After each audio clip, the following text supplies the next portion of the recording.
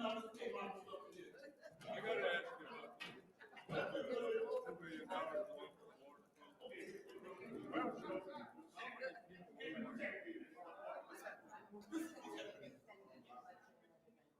People go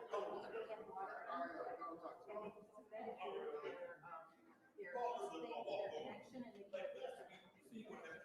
I get it, people are paying the water. Ever since we had the water off, they paid Two birds, and one out It's something like that. the beautiful wife right here.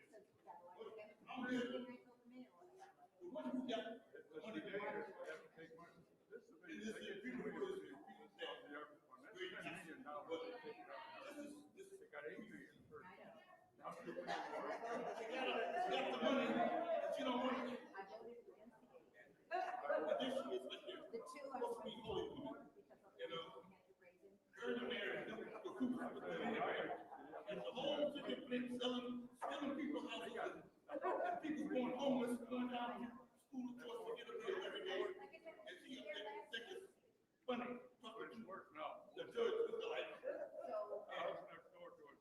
Everybody's dumping their garbage. Mayor's cleaned up. to say, this precinct was like Judas when he carried him I out. got out of there because I drove down. You know what he did? When I what's the number next to me? City clerk finna go.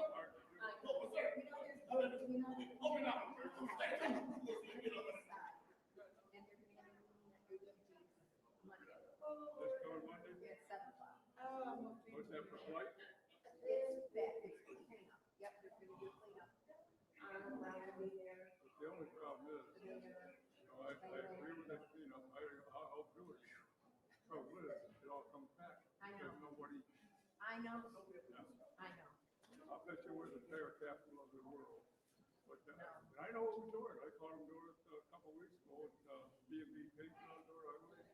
Yeah. A guy had a bag full of tire that he got from that corner. Where he said, yeah, they pay them to take the tires. They take them down there and dump it. One here, one there, one here. You can't beat him. I can just do what I can do. I know it. Oh, it's a big project. I just put in 4 complaints today.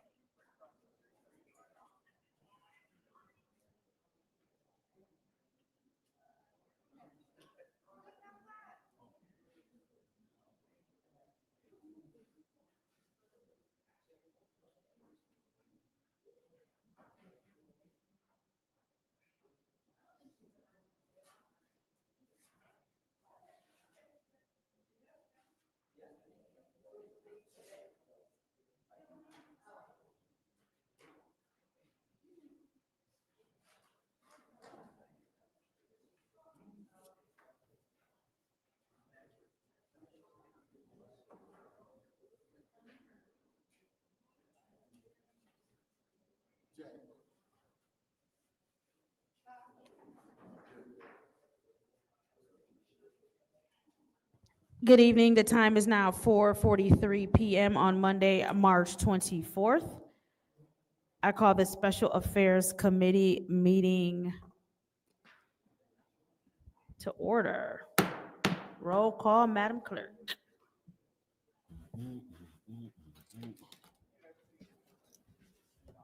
Mr. Alamin, Present. Dr. Lewis, Present. Ms. Priestley, Present. Ms. Winfrey Carter, Present. Ms. Burns is not in. Ms. Mashat, Present. Mr. Pfeiffer, Present. Mr. Jarrett is not in. You have 6 members present. We have 6 members present. Now it is time for the reading of the disorderly persons city code subsection. Any person that persists in disrupting this meeting will be in violation of Flint City Code Section 31-10, 10, disorderly conduct, assault and battery, and disorderly persons, and will be subject to arrest for misdemeanor. Any person who prevents the peaceful and orderly conduct of any meeting will be given 1 warning. If they persist in disrupting the meeting, that individual will be subject to arrest. Violators will be removed. Are there any requests for agenda changes and/or additions? Seeing as how there are none, we'll move on to public comment. Members of the public who wish to address the city council or its committees must register before the meeting begins. A box will be placed at the entrance to the city council chambers for collection of registrations. No additional speakers or slips will be accepted after the meeting begins. Members of the public shall have no more than 3 minutes per speaker during public comment, with only one speaking opportunity per speaker. First public speaker, Madam Clerk.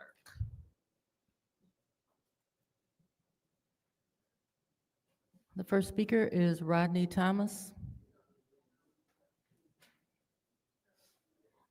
I'm not sure they're here, Madam Clerk. Next public speaker. Next speaker is R.L. Mitchell.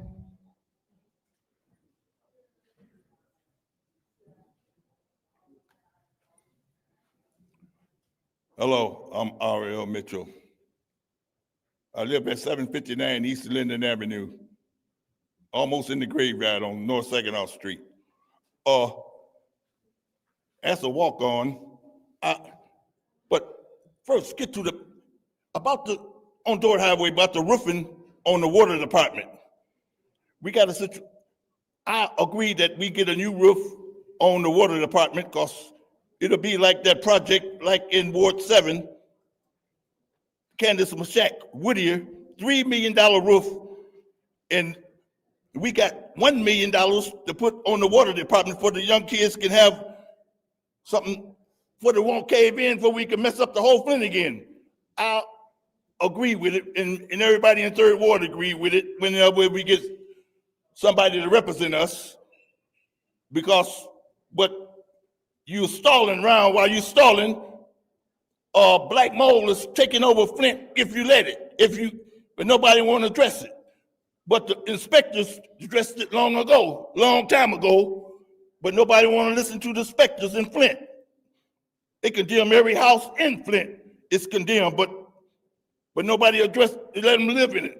Because every house I lived in, they end up tearing it down, and then they still give the people, they stimulate money, but today, I was told, Mr. Mitchell, Friday, that you better go to the IRS to get your money, sir, the stimulus money, before April. They're going to send every last bit of it back and I went down there today. But they said you're going to get it in about a week. Over $25,000. And the security guy, he was packing, he said, sir, I'm going to tell you what. I will take you in the back, but you got anything in your pocket? I was so excited. I put out this little lighter, and then he act like, thanks to the fireman, he said, hey, sir, that's a bomb. Do you know? You got to get rid of that. I said, go outside and throw it away. He said, no, you just come back, but don't come back without this, or else we ain't gonna do no business.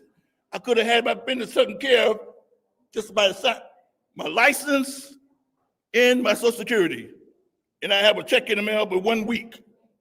Most people in Flint don't know about this. Like they're building them dudes from Vietnam houses in front of the soup kitchen over on, and I knew a change was gonna come.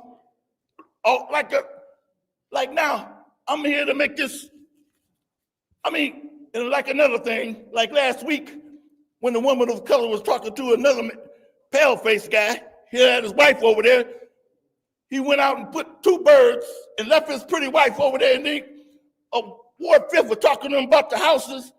I guess he couldn't stand for a black woman to talk straight to him. Next public speaker, Madam Clerk. I keep coming back.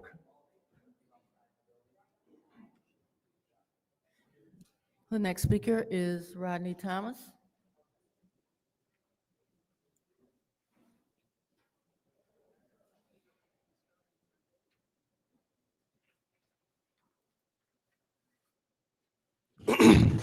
Oh, okay, yeah. Hello, Council. Yeah, I'm Rodney Thomas, 3rd Ward, I believe I'm in now. It was the 1st Ward. But I ain't here, I ain't got no agenda. I'm just coming down here to wave the flag again, let y'all know that my damn water's still messed up. And it's a damn shame because we ain't seeing no daylight as the residents. And by now, we should get a little something to kind of help us deal with this shit we going through. And we can be the pilot for other cities that's going through the same shit. But we just got to get our shit together because everybody looking at us. Every time I go out of town, I almost be about to get into fights because people want to say some disrespectful shit about Flint. Excuse me, can we And please I ain't pause the buying it. time? Can we pause the Huh? time? Sir, I understand what you're saying, and I understand the passion behind it, but can you please make sure you're not cursing? Oh, okay. Well, Thank you. yeah. Thank you, sir. Go ahead. Can you Welcome. start this time? So dig. Every time I go out of town, and you gotta excuse me, because that's just, you know what I'm saying? But I be about to get in confrontations because people want to disrespect Flint like we some aliens and stuff. And we smell and all this. So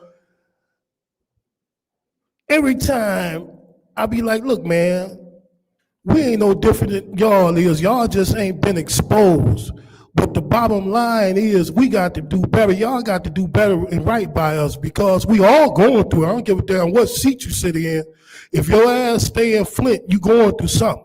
And we all damn near got PSTD or whatever it is because we all been dealing with a lot of stuff. Unless you just God or thank you God or whatever. But big, I'm just saying we need to get it together, and 3 minutes ain't really enough to kind of get off what's on your mind. Get what's on your mind off or whatever. You know what I'm talking about. But 3 minutes ain't enough because there's a lot more need to be said, and you get kind of nervous as it is coming up here speaking in front of people. I don't care if ain't nobody really in here, but 3 minutes just ain't enough.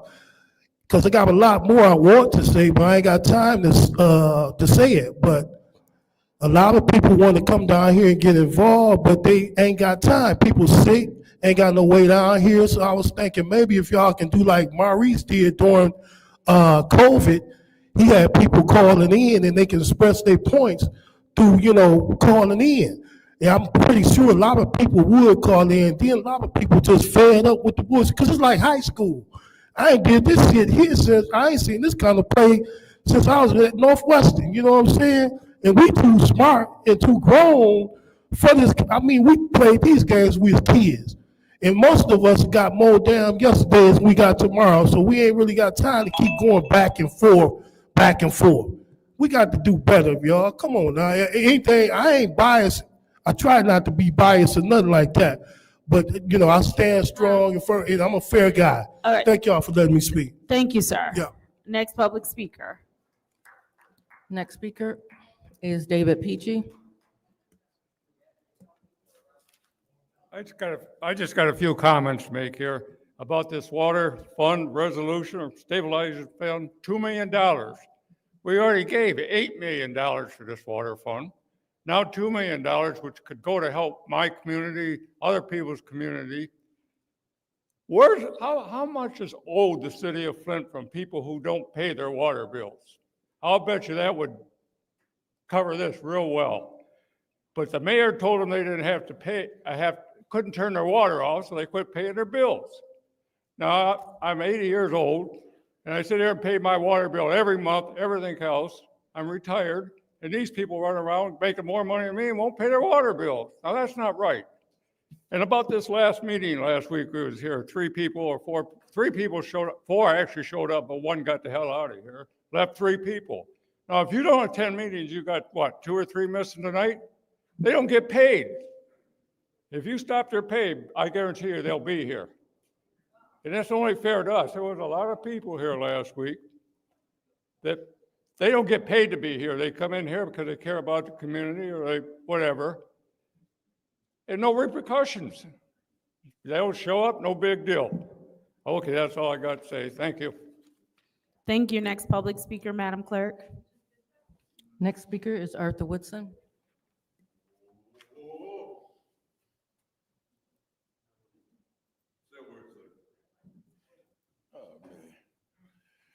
Good evening, Dion, man.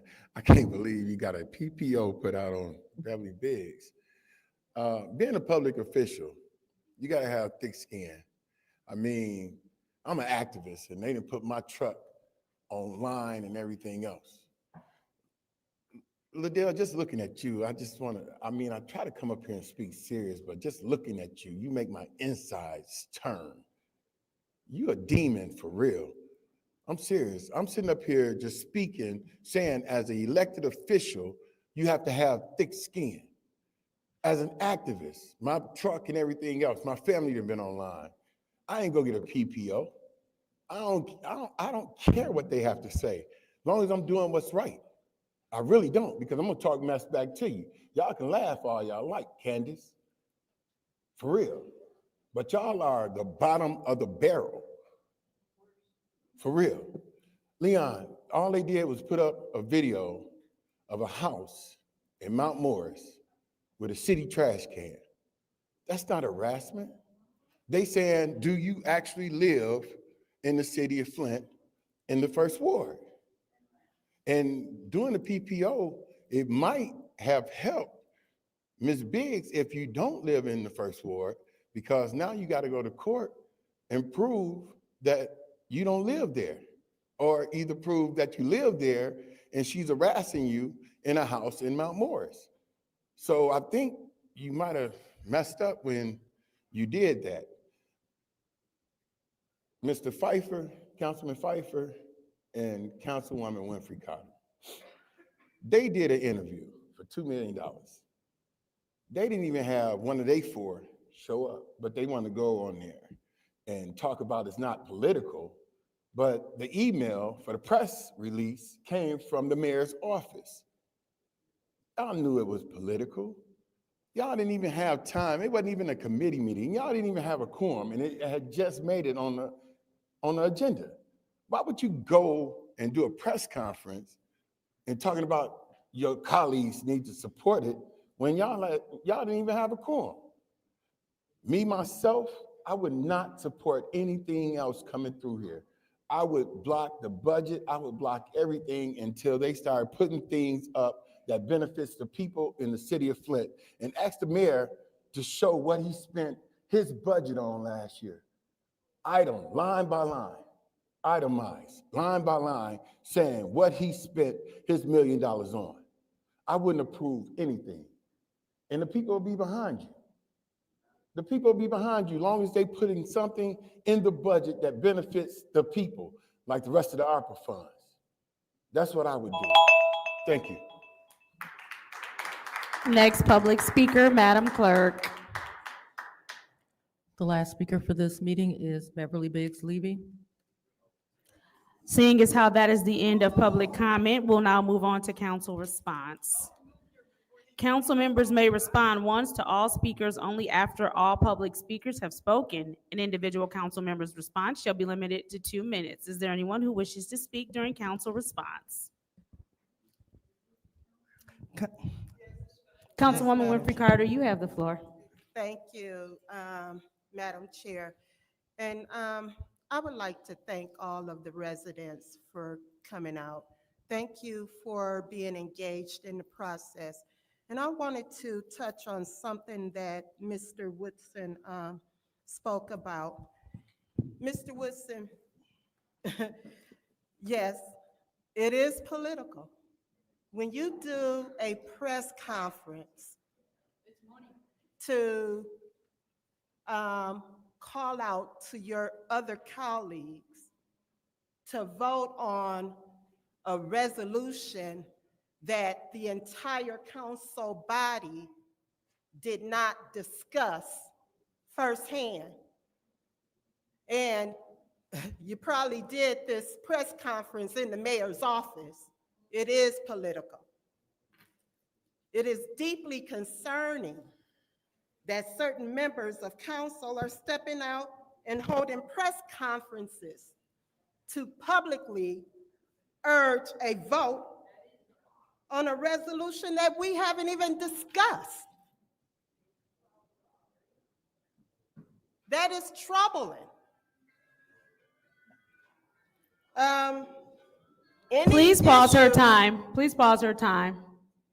Want to make sure that the audience and everyone up here, turn your cell phone ringers off. Should be no cell phones. All cell phones should be silenced. Please continue, Ms. Winfrey Carter. Please start her time. Any issues that affect the city and the residents.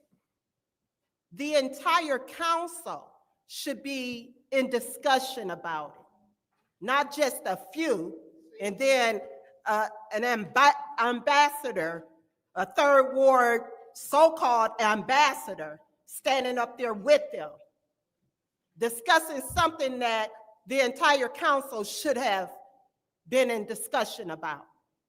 It's appalling. Thank you. Thank you. Is there anyone else who wishes to speak during council response? Madam Chair. Councilwoman in the second ward, you have the floor.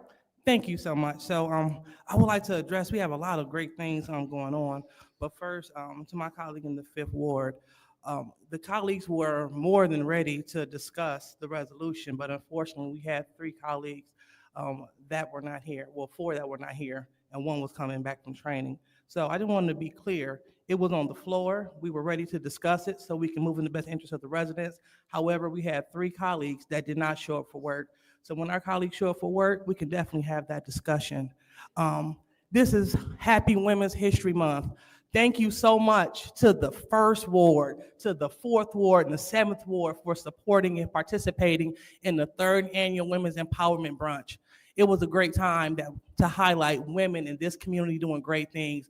We highlighted a woman basically from every single ward, and also some women-led organizations that are doing great things. So this was the time to receive recognition from this body, as well as from the Congresswoman McDonald Rivet, as well as the state rep Cynthia Neely. The women felt very empowered, inspired, and they basically renewed their commitment to continue to serve and do great things in the city of Flint. So again, I'd like to thank this body for making March officially Women's History Month, and as well as helping to come together to support an event to celebrate the women in the city. Also, I would like to say that the 3rd Ward ambassadors, Ms. LaShawn Johnson, Linda Booth, they had an amazing meeting to hear from the residents, exclusively to hear from the residents at the Good Church. And I know that our colleague Quincy Murphy, the late Councilman Quincy Murphy, he will be proud because we got an opportunity to tour the Good Church laundromat, Good Laundry. It is a beautiful facility located right there in the 3rd Ward, and they operate by appointment. So if you would like to wash your clothes in a great facility and see where these ARPA dollars have went, make an appointment with Pastor Leo. Thank you. Thank you. Is there anyone else who would like the floor during council response? Seeing as how there's no one else, I will go ahead and take my time. First of all, congratulations, Dr. Lewis, on a successful 3rd year of your event. I know that you and State Representative Neely, you often switch out co-hosts. I had an opportunity to co-host last year. Congresswoman Rivet was able to co-host this year. I just want to commend you for continuing to honor women in our community and their great work. So thank you so much for that. Congratulations to 4th Ward Councilwoman Judy Priestley on her achievement award. You continue to go to training and you continue to elevate yourself and your knowledge to become a better elected official. So I do want to congratulate you on your honor from the Michigan Municipal League and finishing with level 1. So now you're moving on to level 2, but they did honor you last week, and I wanted to make sure that we publicly honor you here today. So congratulations on that. I think there was one other thing that happened that was really excellent. Like Dr. Lewis said, there are a lot of really great things happening in the city right now. I do want to commend my colleague, because I know that was the reason Councilman Alameen was late coming back for the meeting last week, was he was in Lansing receiving some training. So, but he also made an effort to come back. I want to point out that the agenda items that are in special affairs today were already before us. Our colleague in the 8th Ward, Dennis Pfeiffer, was here with us last week so that we could discuss the items that are in front of us. And I just hope that we are all committed to the residents like we say. We understand, and Mr. Peachy, I do agree with you about residents and the paying of the water bills or the not paying of the water bills. Unfortunately, what we're looking at now, though, is GLEWA, whom we have a 30-year contract with, and we're nowhere near year 30, has given us a 5.9% rate hike, which we'll discuss a little bit more once we get to that agenda item. But we definitely, as a council, need to come together and make sure that that cost doesn't get passed on to residents. With that being said, we will move on to the consent agenda. What is the pleasure of the body? Madam Chair, Councilwoman in the fourth ward. I make a motion to send the consent agenda to council. There's been a motion on the floor to send the consent agenda to council. Is there a second? Moved and properly supported by the councilman in the first ward. Are there any separations? Yes, Madam Chair. Councilwoman in the fifth ward. Madam Chair, I would like to separate 250097T, the reallocation of ARPA funds, the water rate stabilization fund, as well as resolution 250100-T, the reallocation of ARPA funds for the youth job training. Okay, thank you. I'm sorry, are you done? That's it. Thank you. Are there any more separations? Seeing as how there are no more separations, the consent agenda will include Resolution 250093-T, which is the contract with Wade Trim Traffic Signal Warrant Study Signal Optimization Proposal. Resolution 250094-T, contract Luz Roofing Company Roof Replacement Water Plant.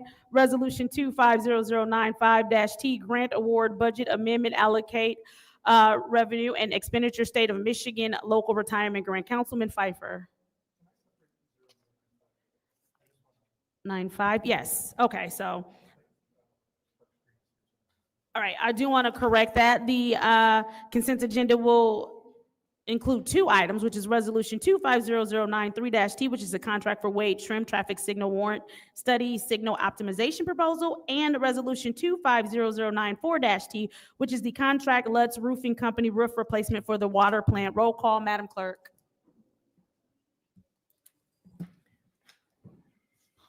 Mr. Alamin? Dr. Lewis? Yes. Ms. Priestley? Yes. Ms. Winfrey Carter? Yes. Ms. Burns is not in. Ms. Mashat? Yes. Mr. Pfeiffer? Yes. Mr. Jarrett is not in. Vote is 6 yes, 0 no. The vote is 6 yes, 0 no. The consent agenda has passed. Moving on to Resolution 250095-T, which is the Grant Award Budget Amendment to Allocate Revenue and Expenditures State of Michigan Local Retirement Grant Program. What is the pleasure of the body? Councilman Pfeiffer has made a motion to send to council. It has been properly supported by Councilwoman in the fourth ward. Is there discussion? Yeah. Councilman Pfeiffer, you have the floor. Ms. Sparks Green, if you are in the building, can you join us at the lectern? Point of information. You Correct. really need the CFO involved. Okay, that works too. Mr. Moore, would you join us at the lectern? Thank you. He snuck up on me. I didn't see Yeah, him. He wasn't back there. They stay in their office.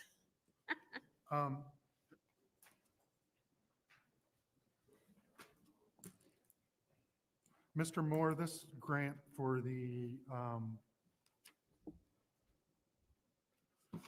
for our pension, is this, has this been recognized already, and is this part of the upcoming budget? Is those numbers already incorporated or no? It's not part of the upcoming budget. We've actually received the money. I'm sorry, you received what? We've already received the money. It didn't actually go to our bank. It went to MERS. It's kind of unusual. Let me give you back up a little This bit. money went already to MERS. It did. Okay. Last summer, all cities fill out a form talking about their OPEB liability. And then based on that, the state determined how much each city was to receive from that appropriation. And our allotment was $10 million. So is this a continuation? Because I know we got 170 some. Right. Is this a continuation? Because I think we were promised close to 200. Is this a continuation of that? Or is this something separate? Sort of, yes. I think they're trying to get to that number. The rationale for this was because many cities had large outstanding OPEB or healthcare responsibilities for their retirees. And even though the money went to MERS, it was because of our retiree healthcare that we received the funds. So, so this was in the fiscal year 25 budget. So we're not going to revise the upcoming budget? Uh, No. No, because the this is, the money went directly to MERS. It didn't pass through our banks. It reduces our pension liability. But we're still in negative. Oh, yes, yes, like yes. Millions upon millions, so Yeah. we're not changing our planned contribution, right? No, sir. This is just going to be in addition to our Right. fiscal year It 25 helps- and 26 budget, correct? Right now, at the end of last December, we're approximately 62% funded. This will probably take us up to maybe 64, 65%. But the planned contributions for this fiscal year, next fiscal year, they don't plan on changing because of this. Like, we're not, The planned contribution for this year and next year will both be 20 million. That should stay pretty level for the next several years, probably maybe but if it 3. stays at that, we're going to continue to increase our deficit, right? Because if that stays at 20 million, our payroll is going up with the planned raises or whatnot, like our Okay, you're mixing two things there. There are two parts. One is the existing employees. We pay that 100%, whatever their liability is. Okay. The other part is the retired employees, and that's the part that we're working to chip away at. But are we going to have a further deficit with retiree healthcare costs that go up? We still have a few people that are eligible to receive retiree health care. Most of the city employees are no longer eligible for retiree health care. So what are we doing besides these grants that, to my knowledge, there aren't any more coming our way for this? What are we doing to reduce that OPM budget that we're 40% underfunded, right? The pension, we're 40% roughly underfunded. The dollars that we have right now should stabilize us at the 20 million does help keep it at a level payment for probably the next 3 to 5 years. But there's no plan to reduce that deficit, is that correct? There's no plans to break down, other than we're not going to be increasing, the percentage will stay about the same, but the overall liability should be going down some. Why would it be going down? Because with time, our retiree population will shrink with time. Okay, thank you, Madam Chair. Thank you. Is there anyone else who would like the floor in the first round of discussion? Sure. Councilman in the first ward. Through you to the speaker. Is there something in place to like a sustainability plan, just in case, so like we don't have grants or government funding that's coming in and we'll continuously find ourselves being in deficit? Is there a plan to kind of like guide us to make sure this stays balanced and above? The pension should be fairly stable for the next few years. And so while we're still working to try to get additional grant dollars, I would agree with you. I think it's going to be a tough sell. We're still going to work in that direction. Okay. And no, that's all I have for now. Thank you. Thank you. Is there anyone else who would like the floor in the first round of discussion? Is there anyone who would like the floor in the second round of discussion? Seeing as how no one else would like the floor, we can move on to the roll call vote, and this is to send 250095-T, which is the grant award budget amendment, allocate revenue and expenditure state of Michigan local retirement grant program to council. Dr. Lewis, Yes. Ms. Priestley, Yes. Ms. Winfrey Carter, Yes. Ms. Burns is not in. Ms. Mashat? Yes. Mr. Pfeiffer? Yes. Mr. Jarrett is not in. Ms. Earl Alamin? Yes. The vote is 6 yes, 0 no. The vote is 6 yes, 0 no. That resolution 250095-T moves to council. Moving on to resolution 250097-T, which is the reallocation of ARPA funds for the Water Stabilization Fund. What is the pleasure of the body? Councilwoman in the fourth ward. Is there support? Support. Moved and properly supported by the councilman in the first ward. Is there discussion? Councilwoman in the fourth ward, you have the floor. Through you to Mr. Moore. Mr. Moore, would you please join us at the lectern? So I did listen to what my resident, Mr. Peachy, was talking about, and it was a question that I've been meaning to email to find out. How much money do we have in collections? Do you know on the water fund? The water fund, I believe, is around 20 million. It's approximately 20 million. 20 million in collections? Oh, the total outstanding in terms of in the collections, if you're talking about like the collection agency, that's a smaller number. Okay, do you And have? that's not included in that, the 20 Okay, million. and we do have both commercial and residential in collections, correct? We do, yes. Do you know how much money we've collected on that? I know that I didn't give you a heads up that I was going to ask these questions. Oh, I know it's not, the last time I talked to Amanda, it was like $14,000. yeah, the collection rate that we've been having has been remained essentially stable for the last year or two. But the amount that is going in arrears keeps growing because people aren't paying off the principal amount fast enough. Okay, so the amount of arrears is growing or shrinking? The amount of arrearage is growing, although it's a pretty steady percentage as the overall billings. Okay, That is, so, but we're doing more shut-off notices now, correct? yes, And we are shutting off people? yes, we are. But there's also people who cement their valve and we're unable to reach, from what I understand. That's correct. Okay, thank you very much. And KWA customers have never had a rate increase since they've connected. I want residents to understand this, but we were forced.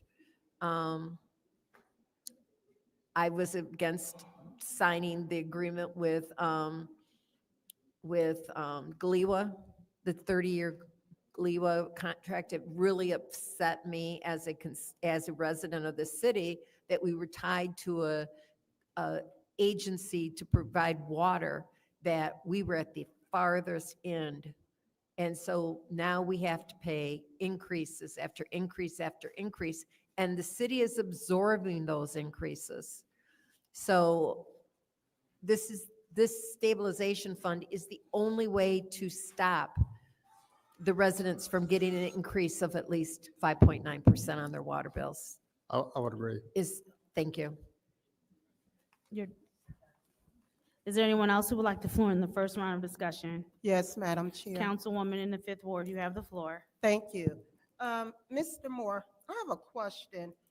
How much will each water account increase? And let's say if we didn't vote on this $2 million fund tonight, how much of an increase will each water account endure? I don't think I've ever looked at it that way. If you gave me a few minutes, I could calculate that. Mr. Moore, I don't understand. I mean, we got to look at it in all angles. We looked at it in aggregate, how much we need in order for the fund to be stabilized. In terms, trying to calculate what the average customer has, it's not as easy as, because you have to look at that, whether it's for residential, commercial, and industrial. It gets pretty complicated to do that, but that can be done. Yeah, but you're asking for $2 million of opera funds, and you didn't look at everything? I mean, you didn't think that someone would ask that question? We looked at everything in aggregate. Okay, let me ask this question. How long will the proposed $2 million in opera funds sustain the water rate fund? We believe it'll get us through fiscal year 26. Wow. So 1 year? For 1 year, yes. So what we gonna do next year? And the year after that? We're gonna have to address that, and we're gonna have What's the to plan? look at our different options. Do we have a plan? We're looking at our different options as to how we can approach that. There's nothing I can talk about at this point, but we are trying to figure out ways that we can balance the budget. You know what, Mr. Moore, you gotta come a little more prepared. Gotta come prepared. This is, I mean, I have questions. We probably all have questions. The residents have questions. Because you're asking for $2 million, in which that $2 million should have gone for home improvements. Okay? And everybody up here, Judy, Councilwoman Priestley kept saying, we don't have money in the budget. We don't have money in the budget. Where did this money come from? Because this $2 million should have went for home improvements. So I would think that you would come prepared to answer these questions, not only for the council, but for the residents. Because we represent the residents. And my Fifth Ward constituents want to know. I mean, what's the plan? Our plan was to stabilize the rates for FY '26. That will give us a year to develop a plan for what we're going to do in '27. If we don't transfer the funds in '26, then we're going to be looking at, rate increases. Did we look at other avenues? Did we look at the budget as a whole to see where we could probably, transfer money to this fund without using opera? Well, we did do that. There are limited options for how we can transfer the funds. The choices that we really have are either out of the water fund or the general fund. All the other funds have restrictions on how we use those dollars, and we can't just transfer them to another fund. Okay. I yield my time. I mean, Thank I you. Is don't there have anyone much else who would time. like the floor in the first round of Madam discussion? First round of discussion. Yeah. Yep. Mr. Moore, how much do we get charged? So I know that, like, the way we get billed and the way we bill our customers is two different. Right. So gallon for gallon, we pay money to GLEWA and then we charge the customer. How much more are we charging the customer than we're paying for GLEWA now? Because I know it's not dollar for dollar. No, it's not. It's quite a bit more. It's quite a bit more, but you also have to remember that our costs also go up, and we haven't adjusted our rates since 2015. No, I understand that. I'm not asking that. I'm asking what we charge versus what we pay. Let's see, it's, Because we charge such an absorbent Right, amount, and that's why we've been able to. I would say that the water probably makes up about 30% of the budget. That just went off the top of my head. And so the balance So that. if they charge us $12, I'll do it, $10 for 100 gallons, and we charge the customer $30 for 100 gallons, is that what you're saying? Right. So we are already charging the Flint residents 300 times what we're paying for the water. Is that right? Well, we have to, yeah, we do, but that's because we have to be able to deliver. I understand that. I'm asking what those dollars are. So is it roughly, we are charging 3 times what we're paying, roughly? Roughly, but that, we also have to remember that I you're. understand that. I Okay. understand that. I'm just trying to get to, so if we have to absorb a 6% rate increase, now we're paying 36% and we're still charging them. So we're still gonna multiply their existing by 300%, or are we going to? No, what we need is approximately, we're looking at $2 million to stabilize the rates. No, I understand that. I'm not getting into that. Okay. So if GLEWA charges us $100 for 10 gallons, now they're going to charge us $106 for Right. that. Are we going to then, with our 300% markup, are we going to charge the customer $318 or 306? At Which this would point, mean, which would mean a 2% increase and not a 6% increase. we're looking to not raise the I rates. understand that, but if this doesn't pass, because if this doesn't pass, are the customers going to get a 6% dollar for dollar, or are we going to charge them 18% because we 3 times whatever Gleewood charges us?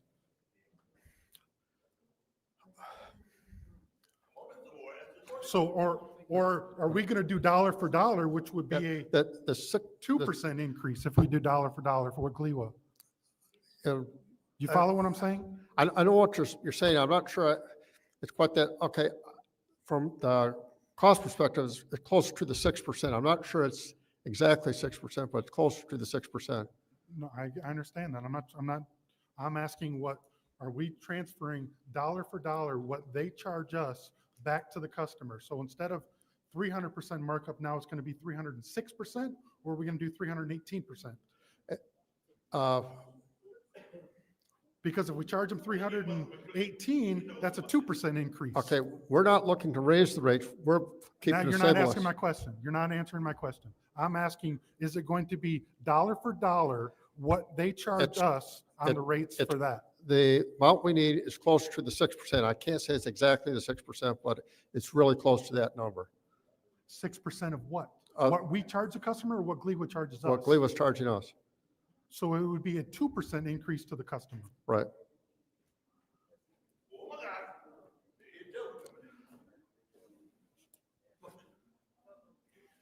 At the end of the day, we can ask these questions till we get blue in the face. This I didn't administration, call him up. Can I pause my time? oh, well, Yeah, you can looked, we- you can looked at we- me like you was wanting to talk to me. Well, That's you why I took said the that. microphone. Can You we took the pause the microphone. time? I Can we don't- put Okay, Dennis I'll back wait till at, you ask me then. can we put Dennis back at 42 seconds? Go ahead. So when we throw out the 6% increase that we're getting from Gleewood, are we going to pass that through dollar for dollar, which would end up being a 2% increase for the customer? Okay. Our plan has been to stabilize the rate at the. You're not growing- answering my question. All right, let me move on. Why is this going to a fund and not just a budget transfer? Why not just do a budget transfer to the water department? It's very similar. From a county perspective. We didn't do that for the 8.6 million. No. We didn't start a water stabilization fund. Why are we starting another fund instead of just doing a budget transfer? Thank you. Is there anyone else who would like the floor in the first round of discussion? I'm sure. Councilman Alameen, you have the floor. Through you to Mr. Moore. So my question goes back to the sustainability. If this is approved, and you said to 2026, that's like, we like 4 months and already into this year. Is there a plan for the long-term goal of balancing this fund so we don't continue to have to come to this point? We are developing a plan for that. We're not ready to discuss anything at this point. It's something which realistically for utilities, you have to look at every single year.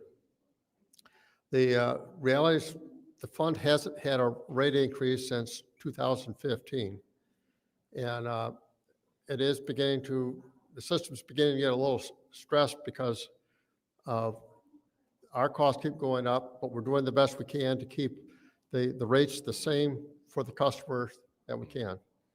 And can you speak again, how far we are? I think you said the shutoffs and deficit or something. I thought you mentioned a number earlier about how far are we behind in deficit or with this fund or people not paying or something like that. I thought you mentioned earlier. I'm not sure I understand your question.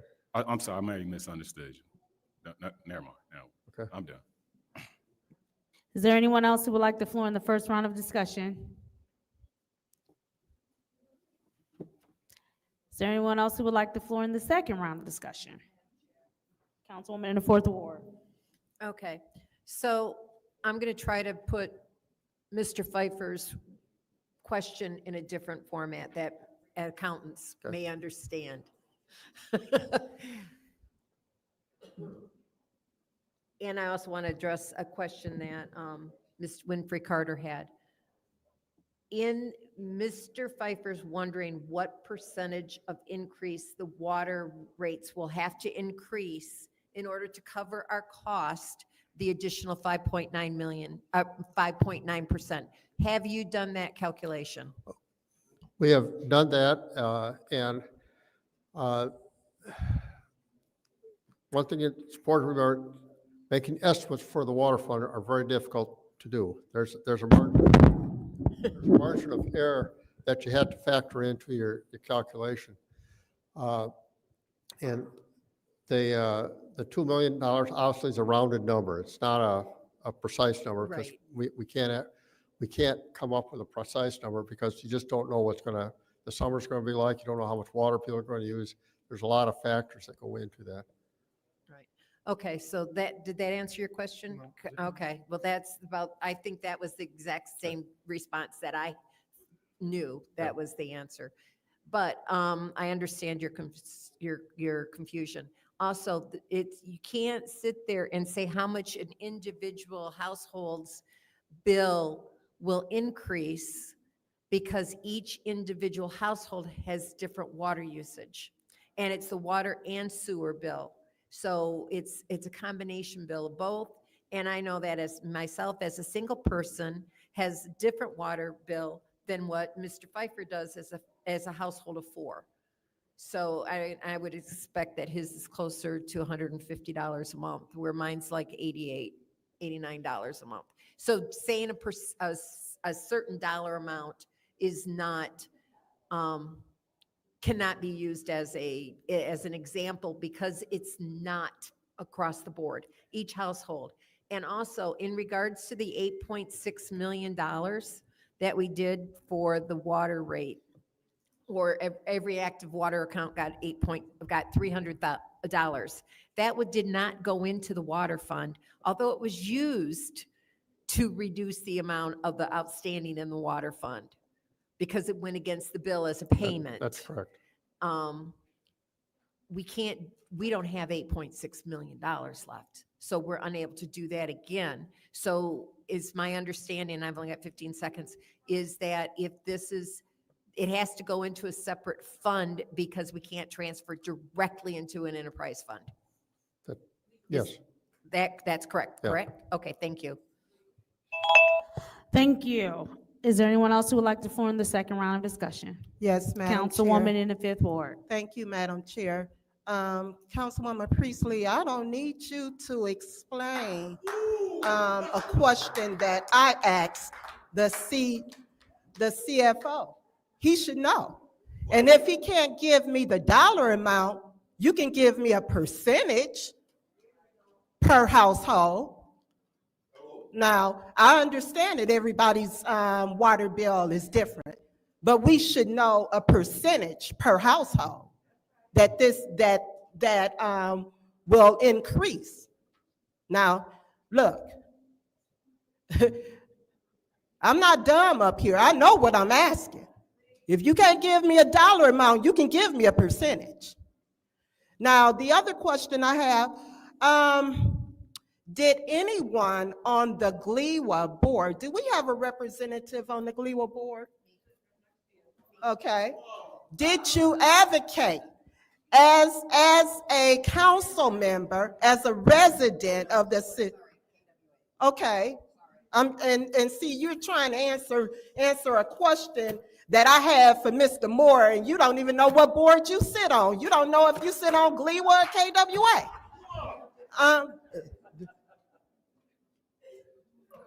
I asked about the GLEWA board. Did anyone advocate? Did anybody on the administration advocate There are a number of, for the residents against this increase? I don't believe the city has representation on the board. However, there are a number of city staff that talk and meet with members of GLEWA on a regular basis. And this has been an ongoing conversation, the concerns that we have about how that impacts our residents. Okay, thank you, Mr. Moore. I still say that And I'm sorry, Mr. Moore, with all due respect, you should have come a little more prepared because you knew we were going to ask questions. This is big. This is really big. And I'm just going to say this. I'm not going to vote on this tonight. I'm not. Because we need to know the plan. I want to know the plan. How are we going to, okay, yeah, let's say we give $2 million tonight. Okay, we approve it. What's going to be the plan for next year, the year after? So we have budget, the budget process is coming up. It's budget time. What can we do?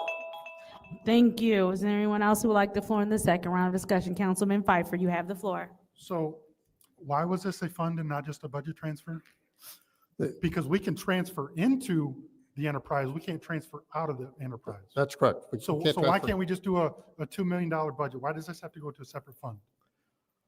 It just provides a way that you can track how the funds are going and making sure you know that the dollars are being spent as intended. What do you mean they're going to the water fund?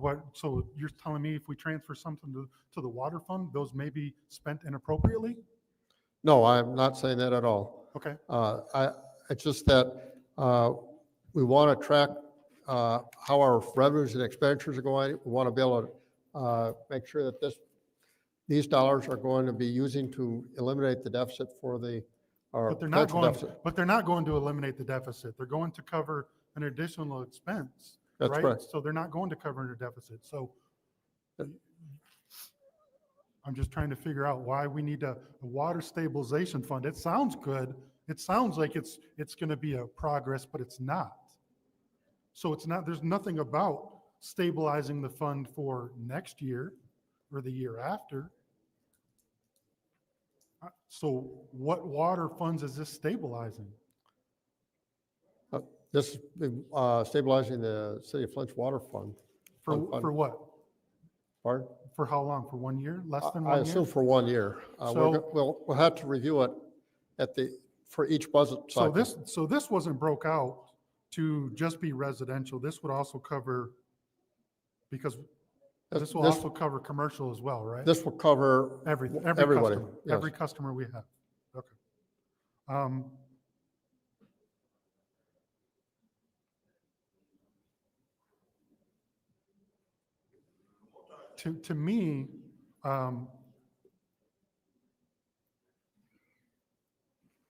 To me, there's a reason why you're putting it into a fund and not just doing a budget transfer.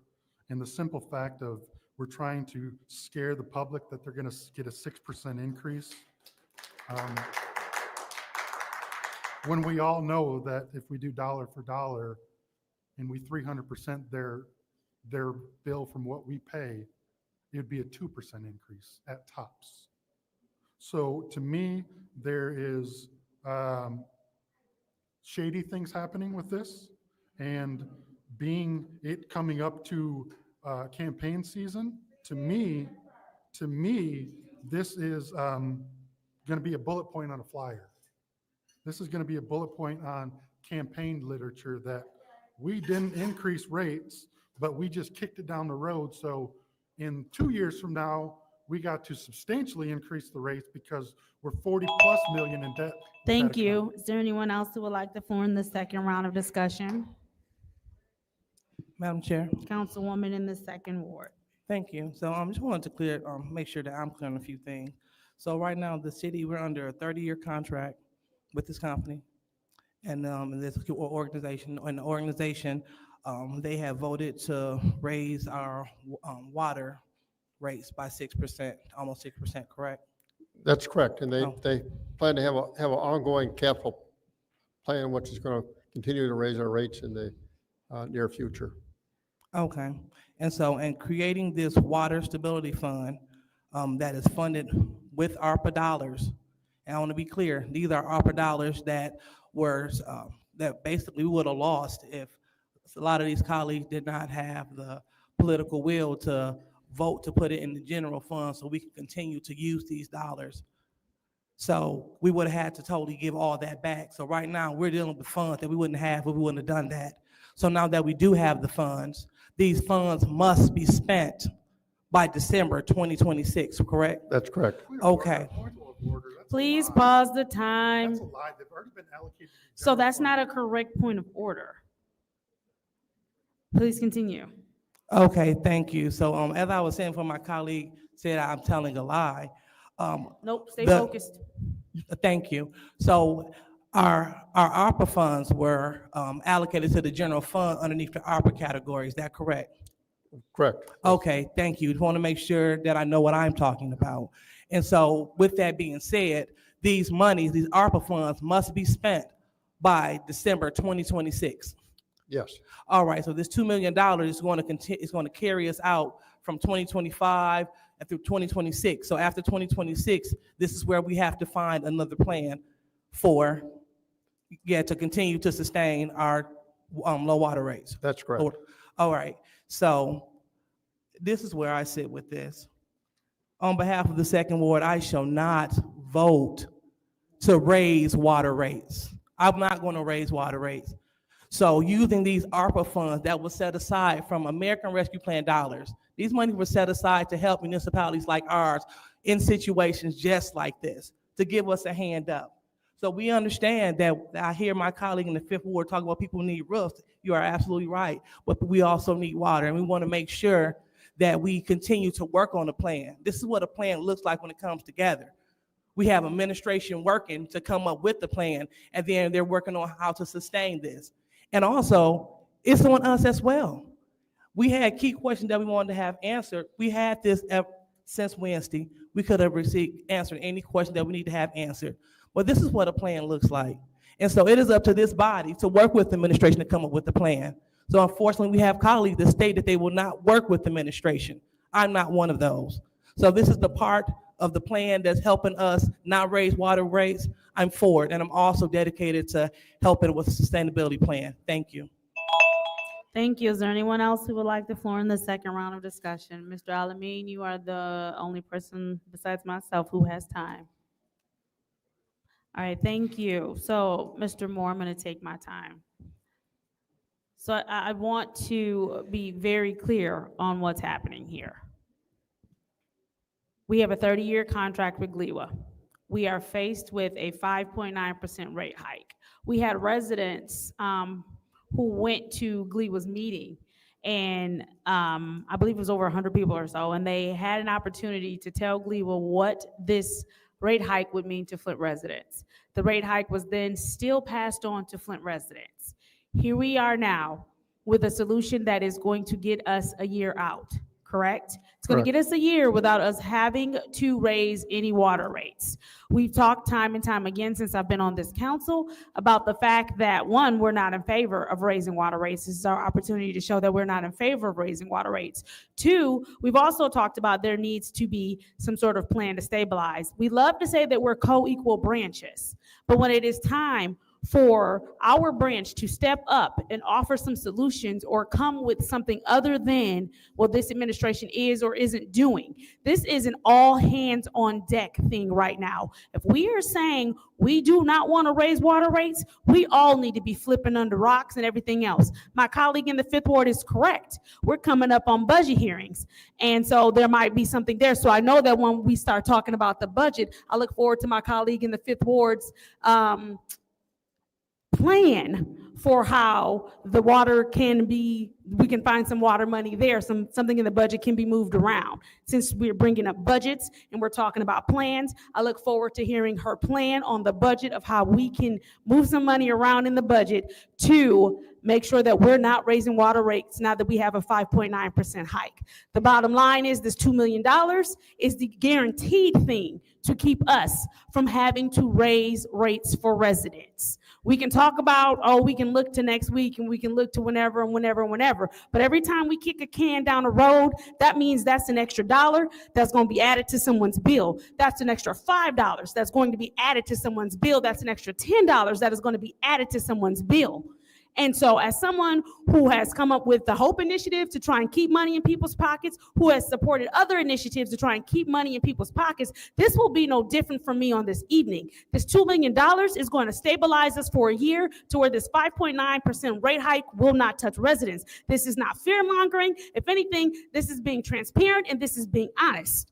That if we do not do this with this $2 million, then that 5.9%, the residents will feel every bit of it. This is the way that we are trying not to make them feel it. Everybody was mad about a press conference that was held, but you had since that day that press conference was held until now to come up with a plan, and you sitting here asking somebody else for the plan. That's my time. Roll call, Madam Clerk.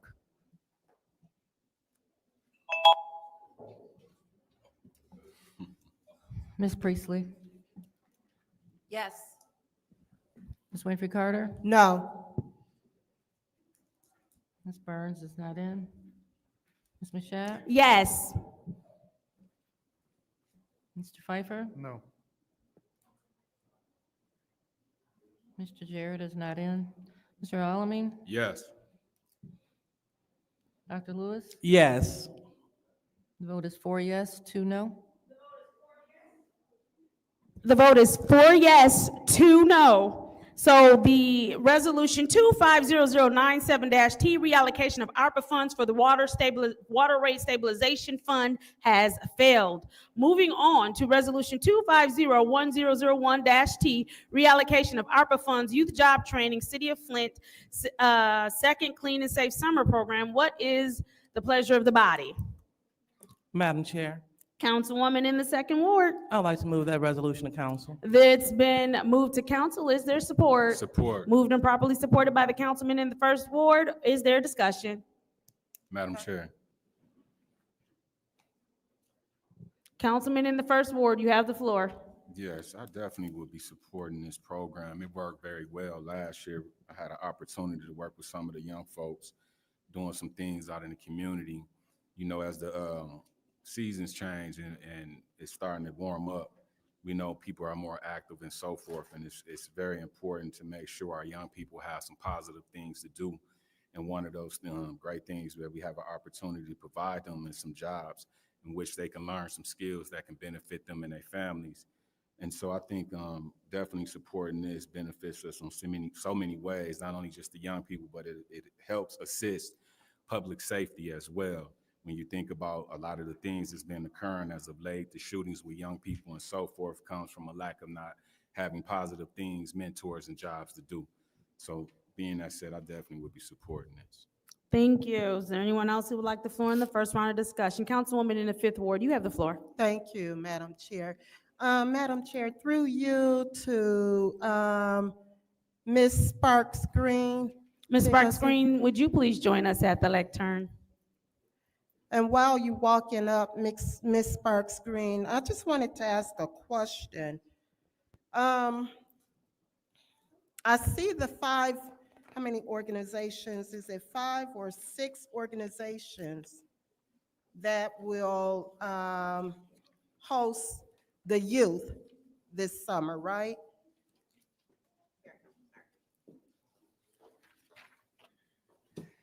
So last year we had 6.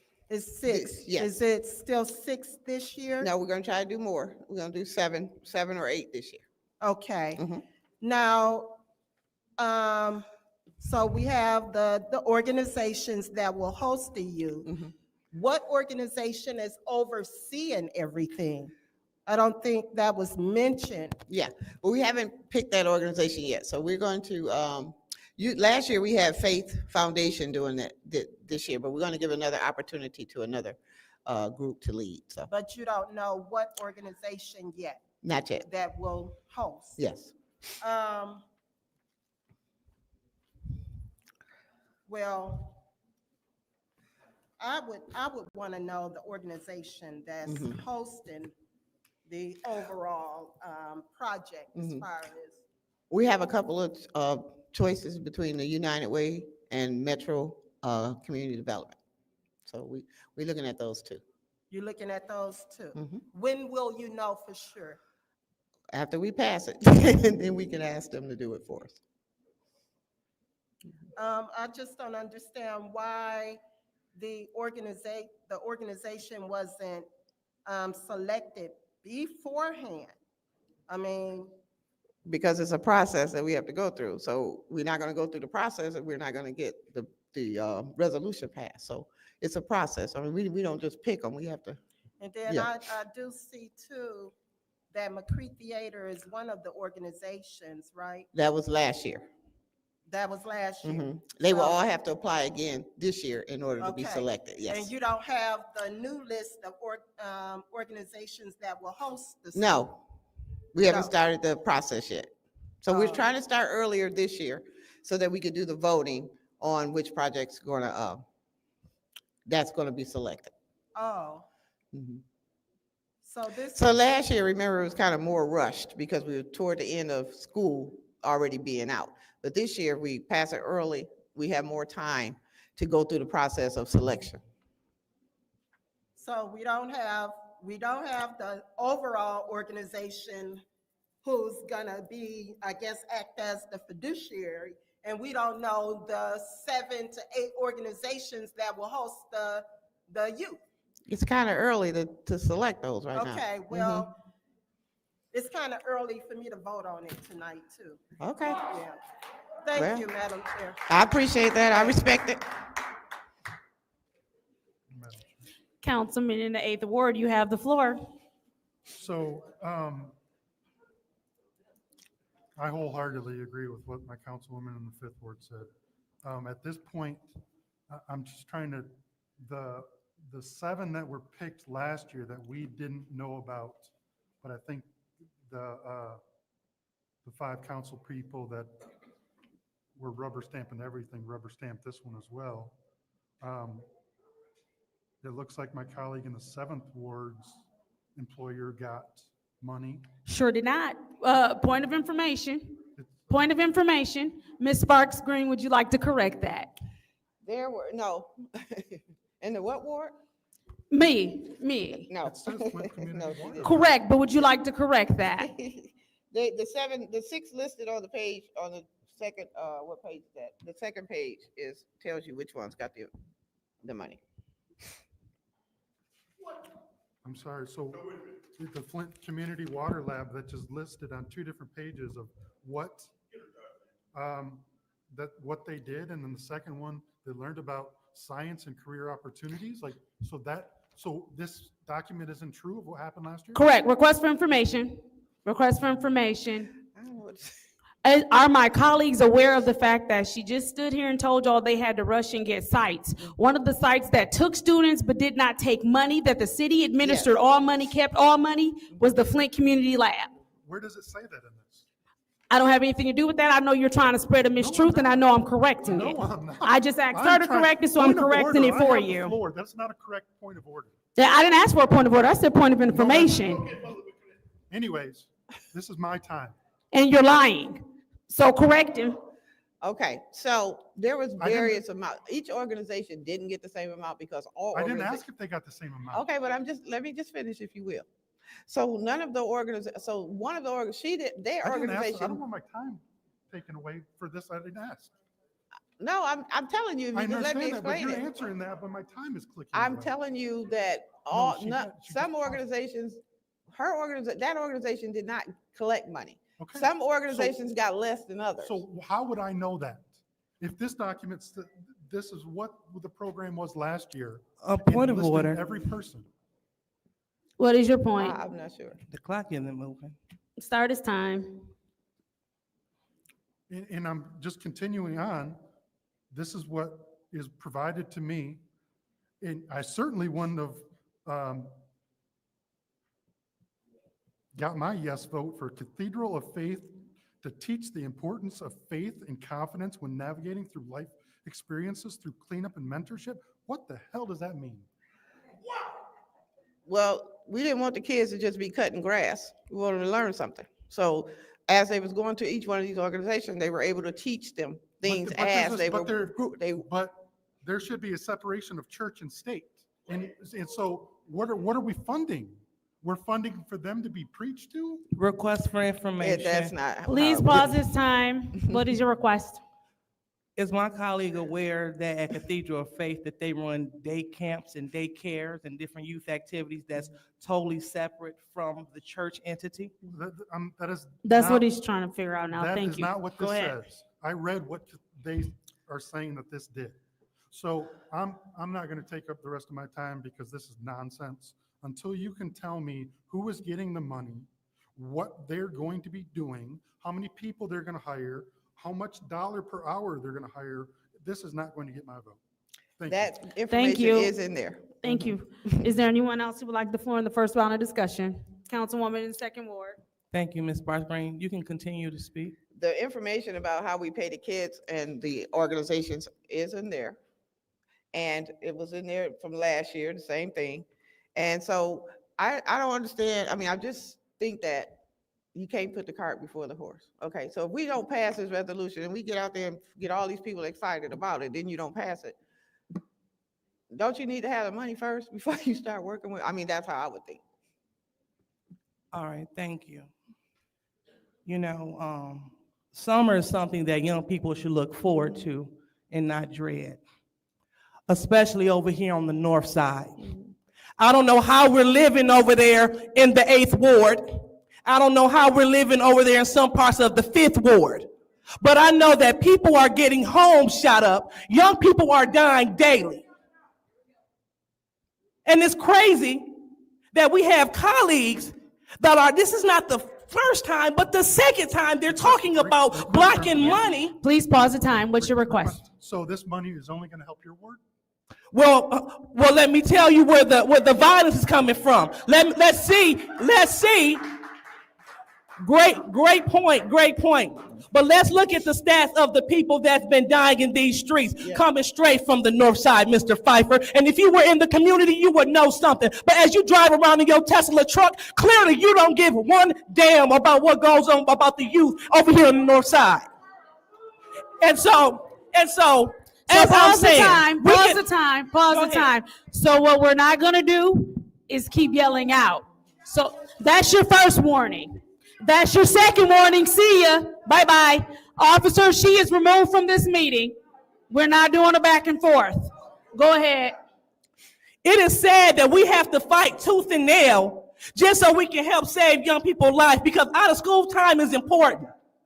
Out of school time is important. These summer jobs last year, what did they do? They kept youth off of the street, gave them something to do. Like the councilman in the first ward said, it provided a level of mentorship. Again, we do apologize that over here that we're not driving around in Tesla trucks. We're not living in big houses. That's not what we're doing over here. Please pause the time. Pause the time. What's your We're request? also not driving around in brand new Cadillacs either. What's your point?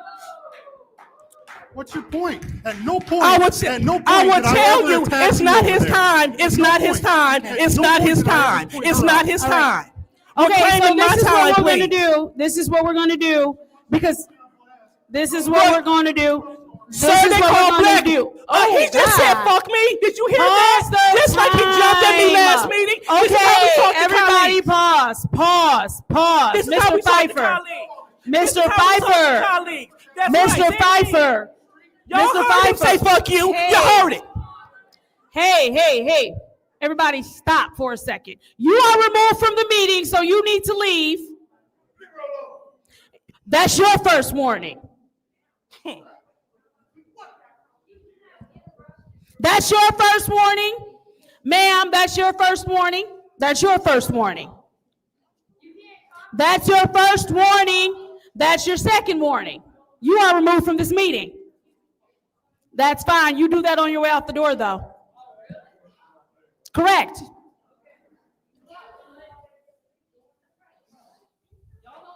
So, listen. It's getting real personal around here. And so what we need to do, hey, pause. Okay, hey, stop.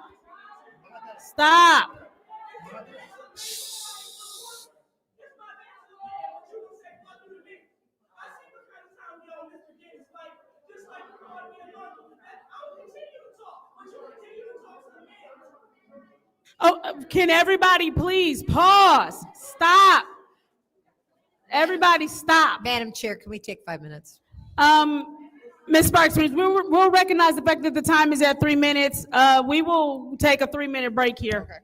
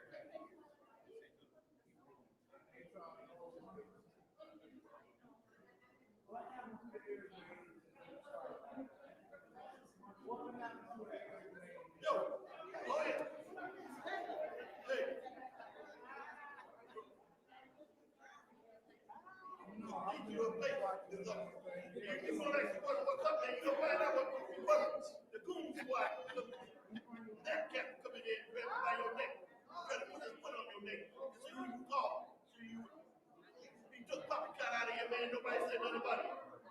All that truck. Now here y'all come back and what's up? The boys in the hood. I thought it was to get sloppy, two darkies to walk up in there, talking about what's up. Like Starbucks. Got $50 million soup off for going to use the bathroom. I'm drinking a $25 cup of coffee. Oh, man, I see you still ask a question about stars. No, simple question. About what's up?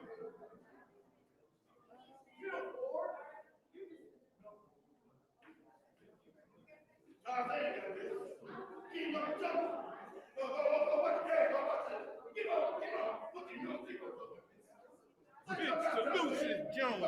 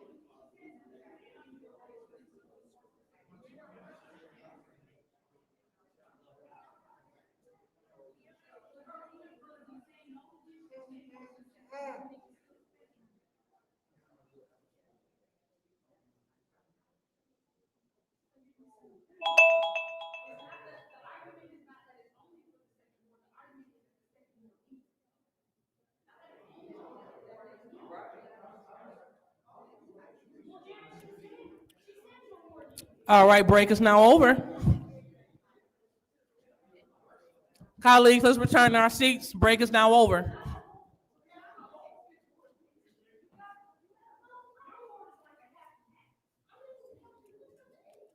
Are we not going to return to our seats, gang?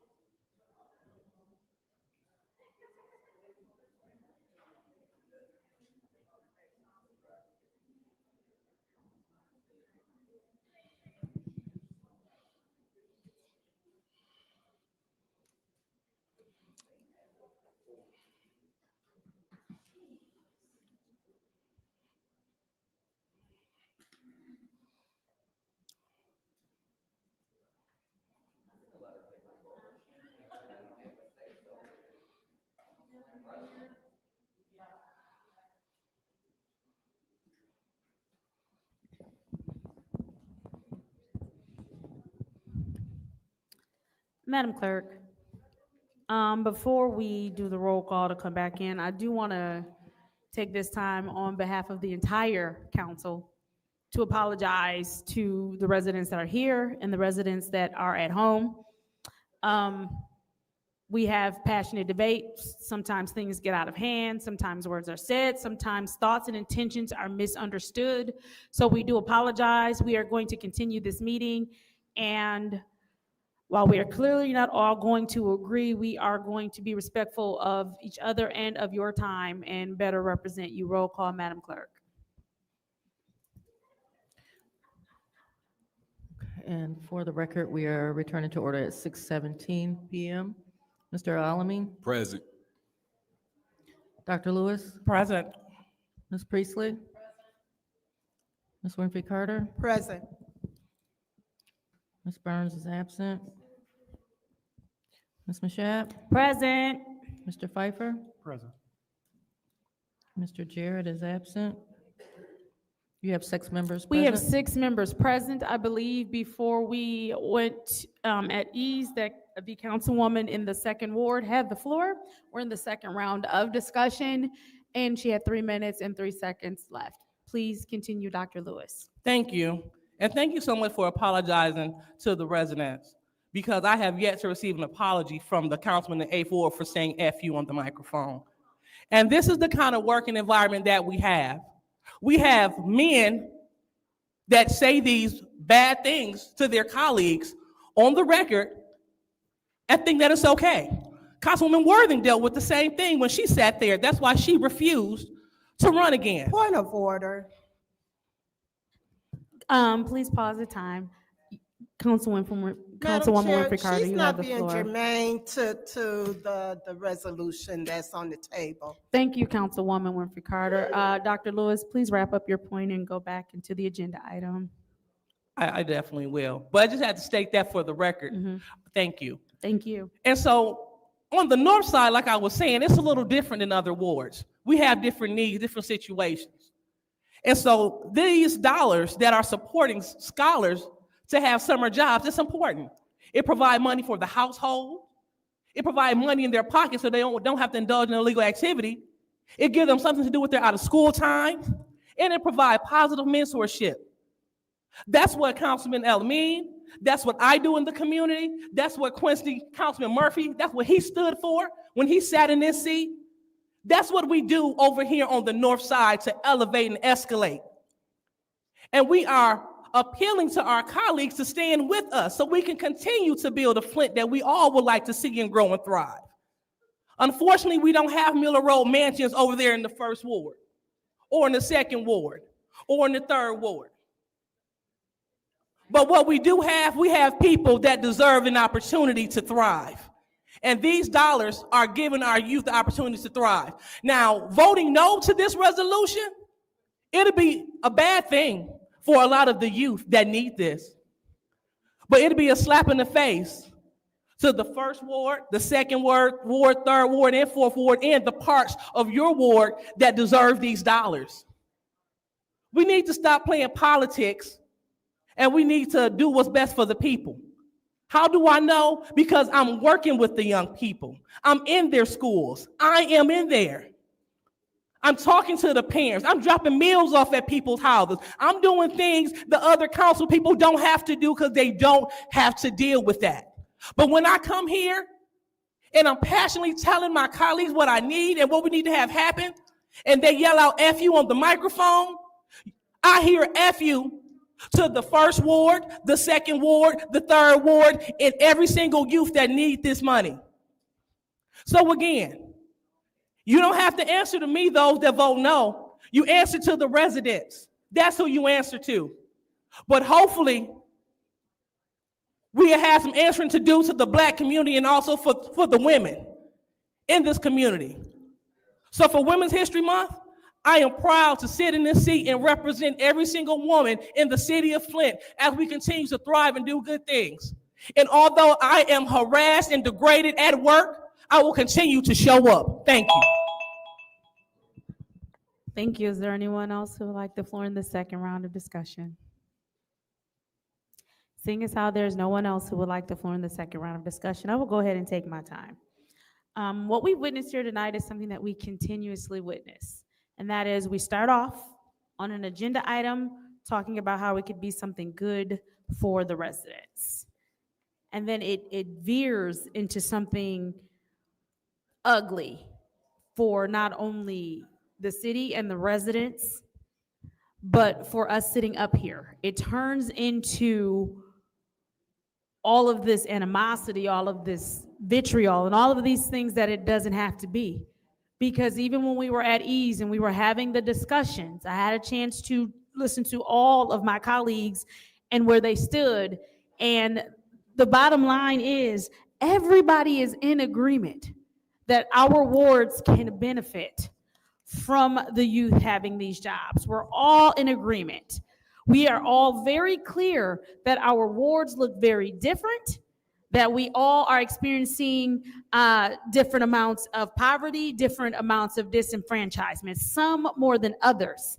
I hear my colleague in the second ward with her passionate plea of the fact that while no, this is not going to benefit just the second ward, she has a duty to fight and come out strong for the second ward when we talk about a possible opportunity being missed.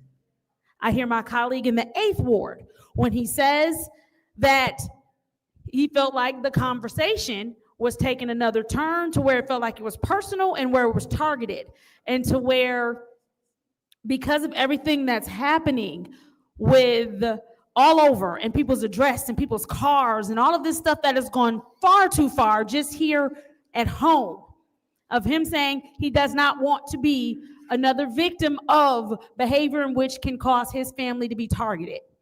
Now, whether or not he says it over the mic or not, he has admitted that the vulgar language was too far, but he stands on his point of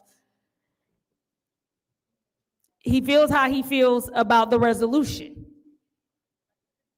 Again, I can't speak for him on, he spoke for himself on the resolution, but I think at some point in time, the language that we use up here towards one another fuels the language that everybody else uses towards us, and we need to stop. I am in strong support of what this agenda item is about, and that is the youth having jobs. And please believe the youth that had jobs last year will probably be watching this thinking, is this how they are talking to each other? Is this what, if we came and worked for the Flint City Council, the environment we will be walking into and working in? And the answer to that is no. We will commit to do better. And more importantly, we will commit to ensuring that you all have the jobs you need in a timely manner. Ms. Sparks Green already stated, there are a lot of things that can't move until we decide that this money is going to move. So let's get the youth some jobs. Roll call, Madam Clerk. This is the resolution of 250100-T, which is the reallocation of ARPA funds for youth job training, City of Flint, second clean and safe summer program. Roll call. Ms. Winfrey Carter. No. Ms. Burns is absent. Ms. Mashat? Yes. Mr. Pfeiffer? Mr. Jarrett is absent. Mr. Alamin? Yes. Dr. Lewis? Yes. Ms. Priestley? Yes. The vote is 4 yes, 2 no. The vote is 4 yes, 2 no. That resolution fails. Motion to adjourn. There's a motion to adjourn. Let's not clap for youth not getting jobs. Not a There's a job. motion to adjourn by the councilman in the 8th ward, supported by the councilwoman in the 4th ward. Roll call, Madam Clerk.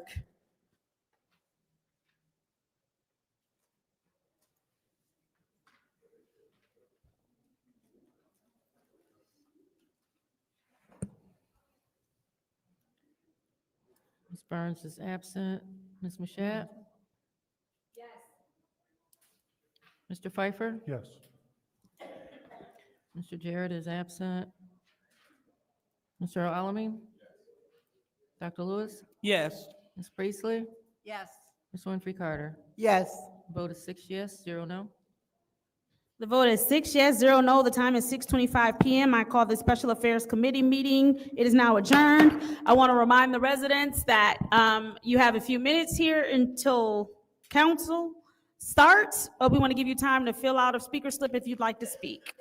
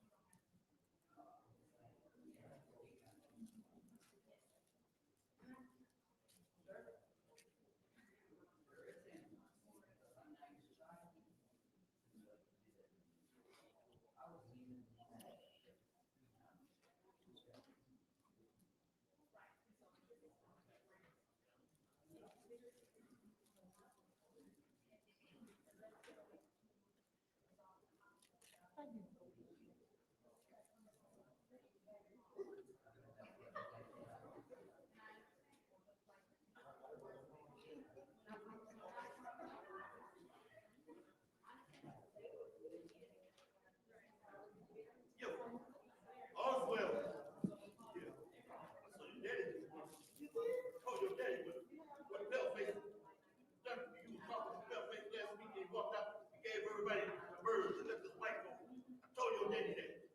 Yeah. You go. Like that, yeah, yeah. No, he had, they told me to wait outside, he parked his car right in the door, they brought us about 2 hours.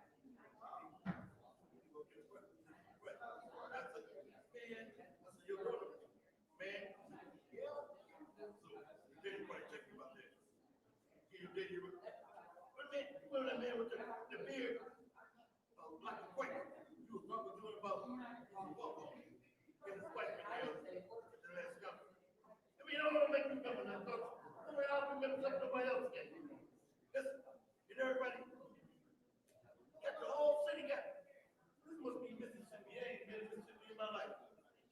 Selma, Mississippi, and they're doctors, they come across that bridge and all that. I remember that when I was in junior high school. He shot one black man, all of them started falling up, kept on, and they gotta keep that. In Alabama, don't let you put the Alabama. Wallace, people still trying to keep darkies like you, they can't stand for a black man to talk straight. They'll walk out on while you talk.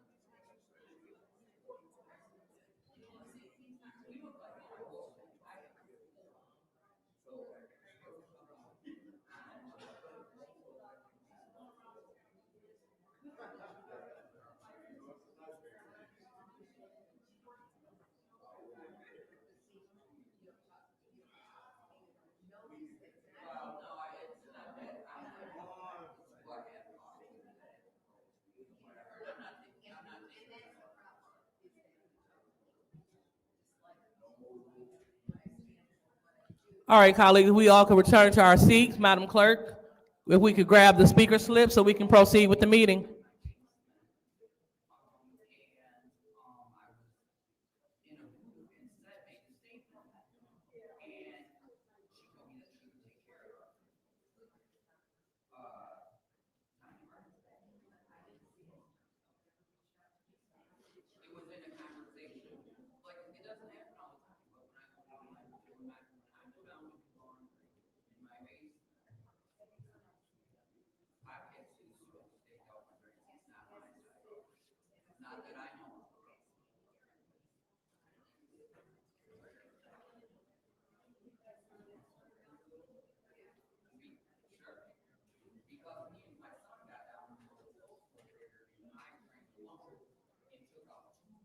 Yep, you know what, I'm just gonna go ahead. Let me, yeah, you just need to have the conversation and, I mean, I'm more than willing to help whoever needs help.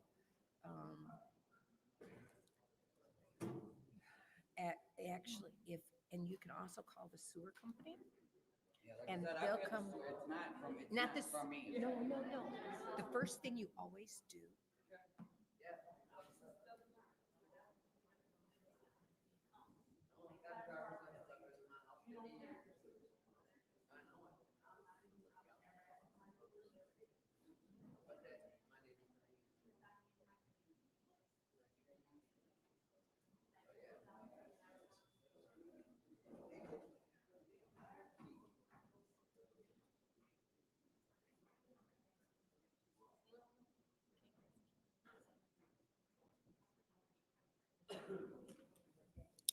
If all council members can take their seats, we'll go ahead and get the city council meeting started. Ma'am, yeah, we're about to start our meeting.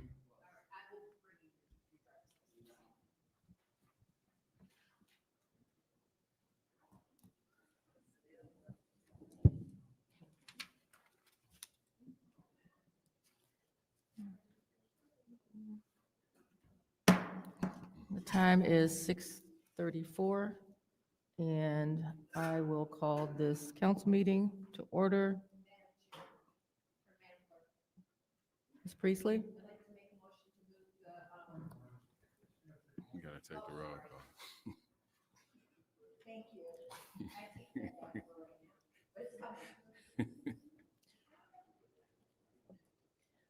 Yes, calling this council meeting to order in accordance with Flint City Charter, Section 3-201, for the purpose of organization of city council.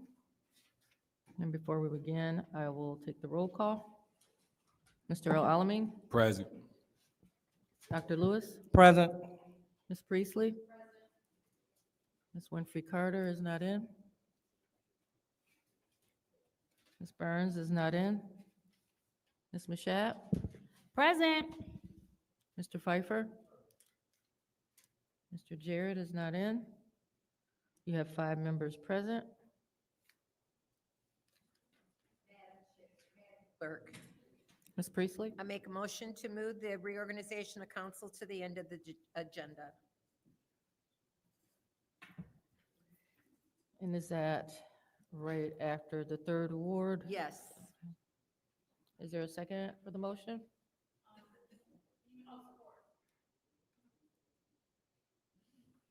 Okay, the motion is to move the organization of council as the last item on the agenda, right before final council comments. So we'll take the roll call on that motion. Mr. Alamin? Dr. Lewis? Yes. Ms. Priestley? Yes. Ms. Winfrey Carter? This is a motion to move the organization of the city council to the end of the agenda. Yes. Ms. Burns is not in. Ms. Mashat? Yes. Mr. Pfeiffer? Mr. Jarrett is not in. The vote is 6 yes, 0 no. So we will move the organization of council to the end of the agenda, and we will go on to the regular opening ceremonies.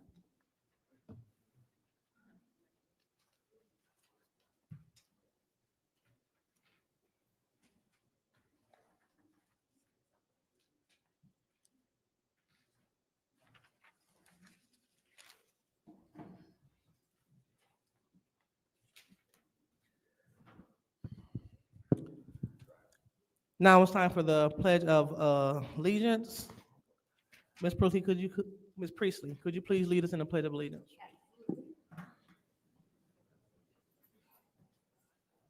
I pledge allegiance to the flag of the United States of America and to the republic for which it stands, one nation, under God, indivisible, with liberty and justice for all. Mr. Pfeiffer, could you lead us in the prayer or the blessing when it's time?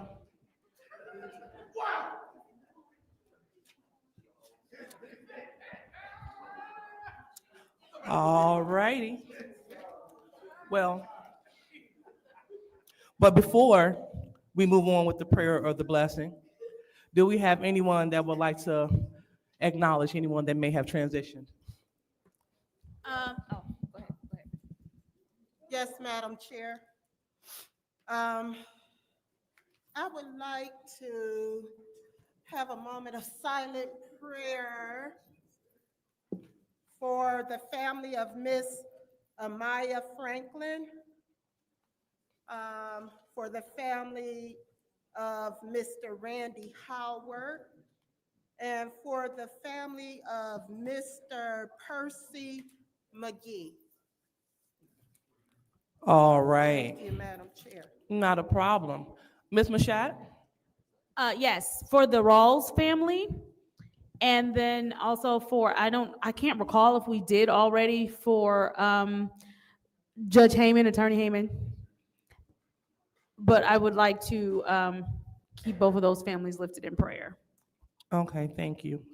Anyone else? Madam Chair, Go ahead, Mr. El Alamin. I'd like a moment of silence for the Terry family. Okay. All right, thank you. And lastly, I would like to have a moment of silence for every single young person that has lost their life to violence in the city of Flint. Madam Chair, Yes, go ahead, Madam Clerk. I'm asking for a moment of silence in memory of Miss Mary Frances Smith, who was my mother's best friend. So I'm asking that she be remembered, her family be kept in everyone's prayers. All right, thank you. So a moment of silence begins now.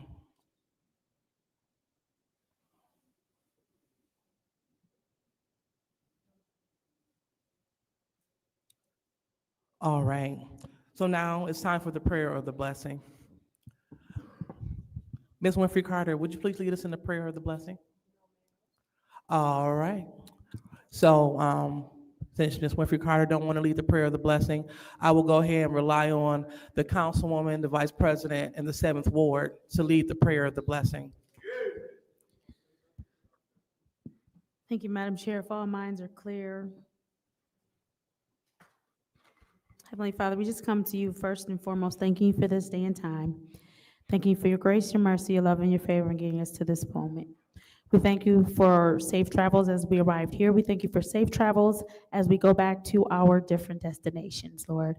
We ask that you would be with all of those who are currently in the middle of grief, who've just recently lost loved ones, and those who might have lost loved ones a while ago, but that wave of grief is hitting them again. That you would be a comfort to them and that you would keep them. We ask now that as we move forward with this council meeting, that peace would prevail, your perfect peace would prevail, that we would be calm, that we would do things that are uplifting to the residents of the city, that we would all recognize what we are tasked with on today and move as you would have us to move, that our hearts and minds would be open to receive. It is in the mighty name of Jesus we thank and we pray, amen. So now it's time for the reading of the Disorderly Person City Code subsection. Any person that persists in disrupting this meeting will be in violation of the Flint City Code Section 3110, disorderly conduct, assault and battery, disorderly persons, and will be subject to arrest for a misdemeanor. Any person who prevents the peaceful and orderly conduct of any meeting will be given one warning. If they persist in disrupting the meeting, that individual will be subject to arrest. Violators will be removed from the meetings. So now, do we have any requests for agenda changes? All right, seeing none, we will move on. Madam Clerk, first public speaker. First speaker is R.L. Mitchell.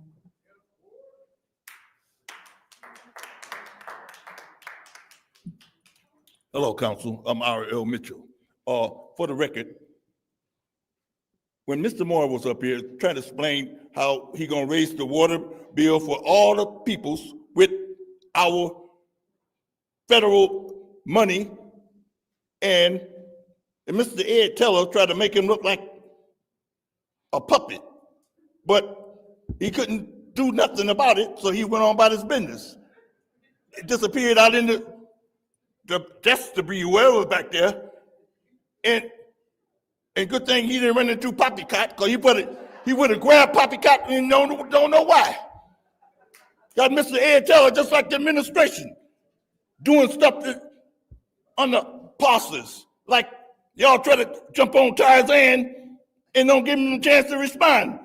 Try to talk for him, and Mr. Shack found that out. You can't put words in Tarzan's mouth, make him a puppet. Who do you think you is?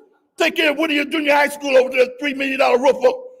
Talking about taking care of the water on Door Highway roof for the kids out in the streets.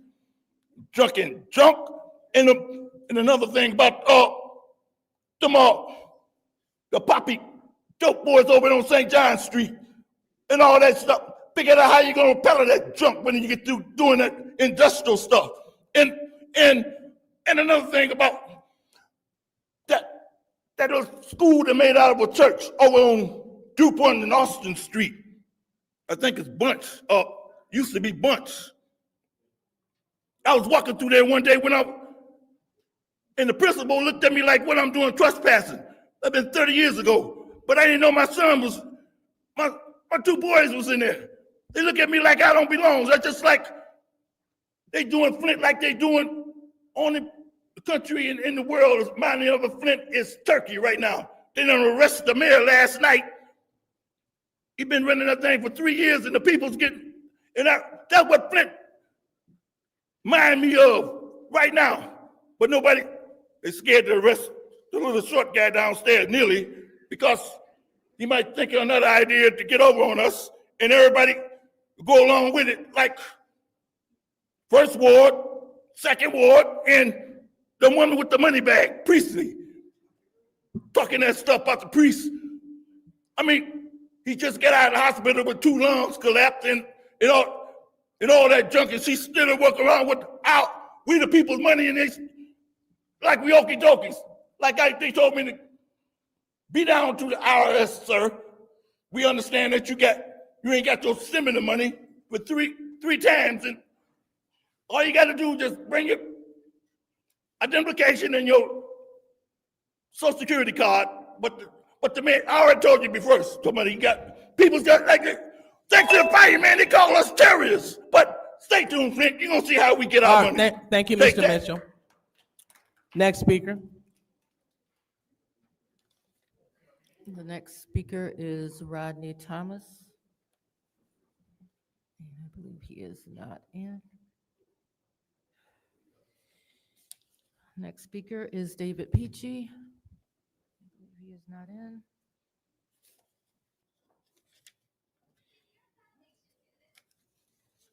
Next speaker is Arthur Woodson. He's not in. The next speaker is Wantoise Davis.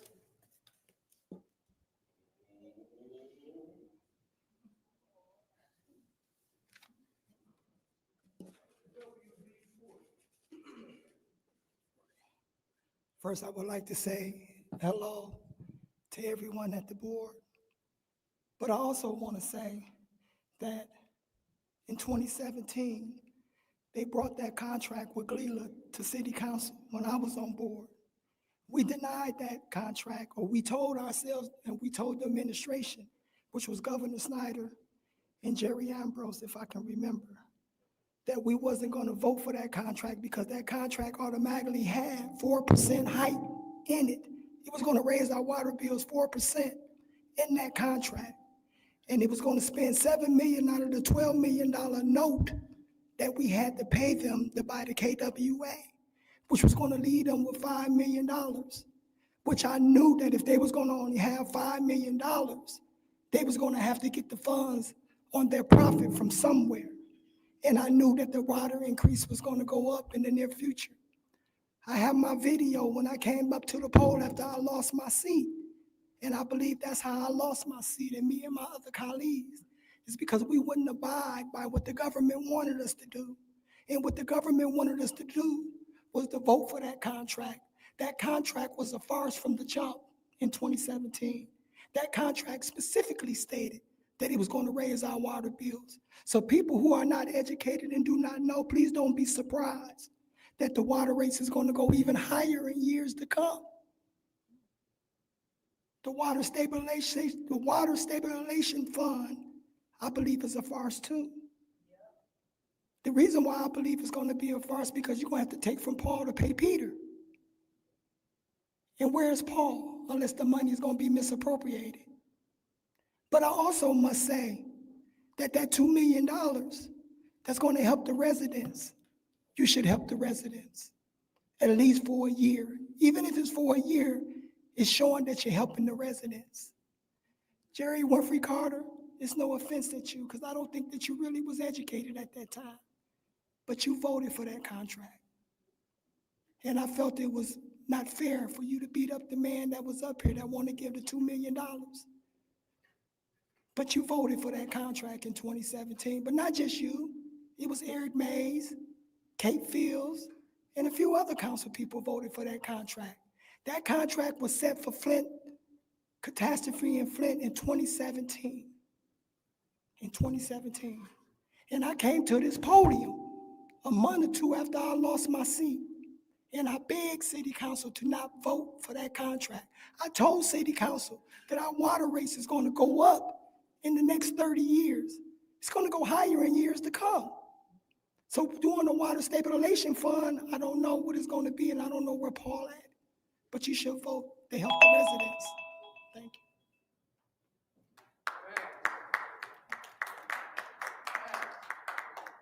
you. Next speaker is Claire McClinton.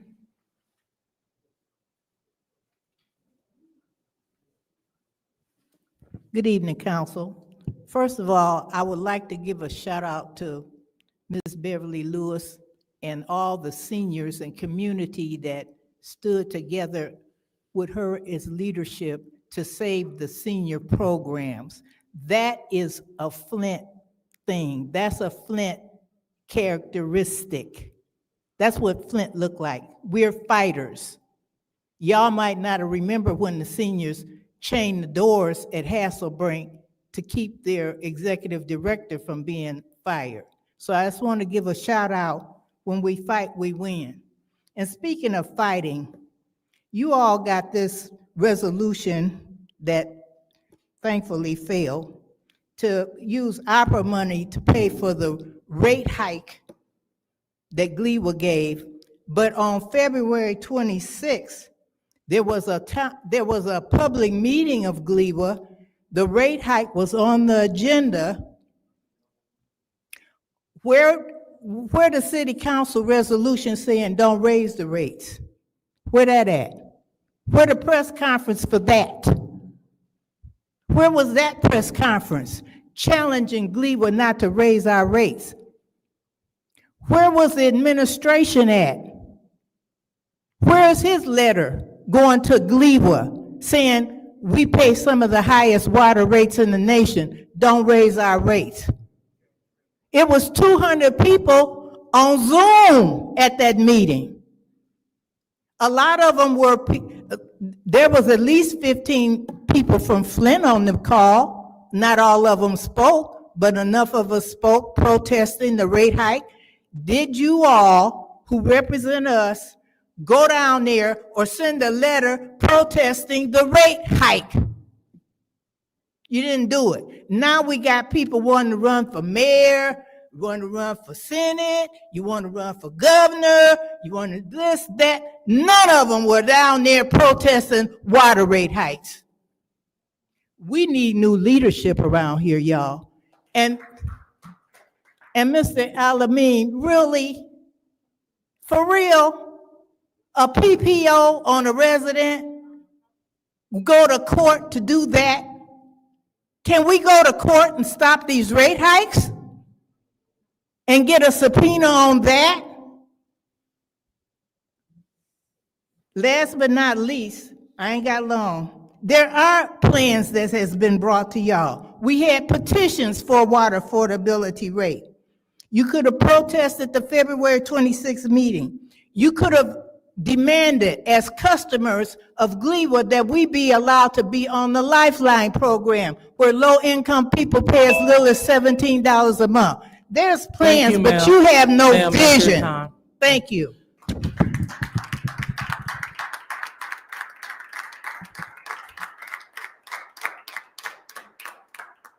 The next speaker is Kawana Mack.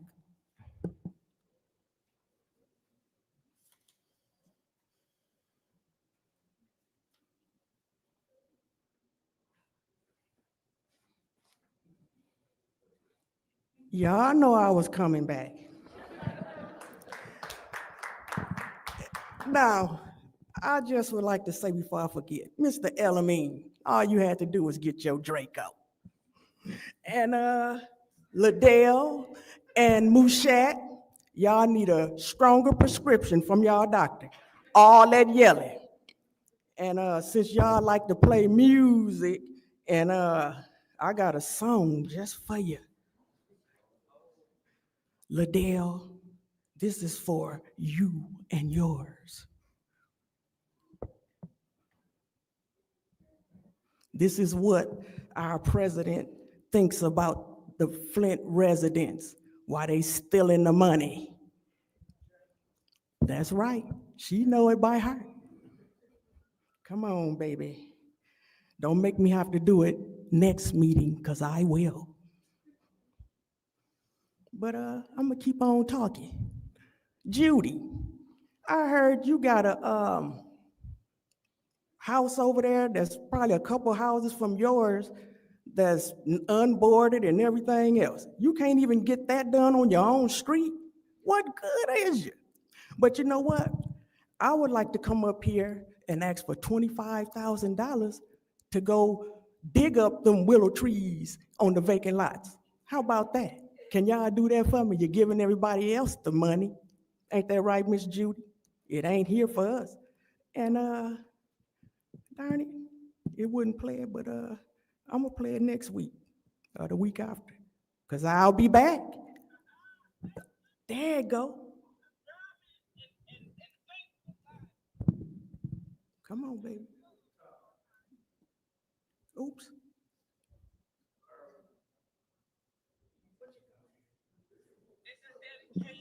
Everybody that did vote. It's 8 o'clock now. It's 8 o'clock Eastern Standard Time. So if you didn't vote in Flint, Michigan, you just didn't vote. And this song is dedicated to you and yours. Put your hands together. Yeah. What up, Roy? Put your hands together. Yeah. If you didn't vote, you janky. You janky. You janky. Says the president. If you didn't go vote, you janky. You janky. So janky. The vice president is the choir. You janky. You janky. I said it. If you didn't go vote, you janky. You janky. You janky. Your kids gonna be janky. Janky. Janky. Cause you didn't vote, your kids gonna be janky. You janky. Janky. Thank you. All right. Is that the last public speaker, Madam Clerk? The next public speaker is Sandra Jobin.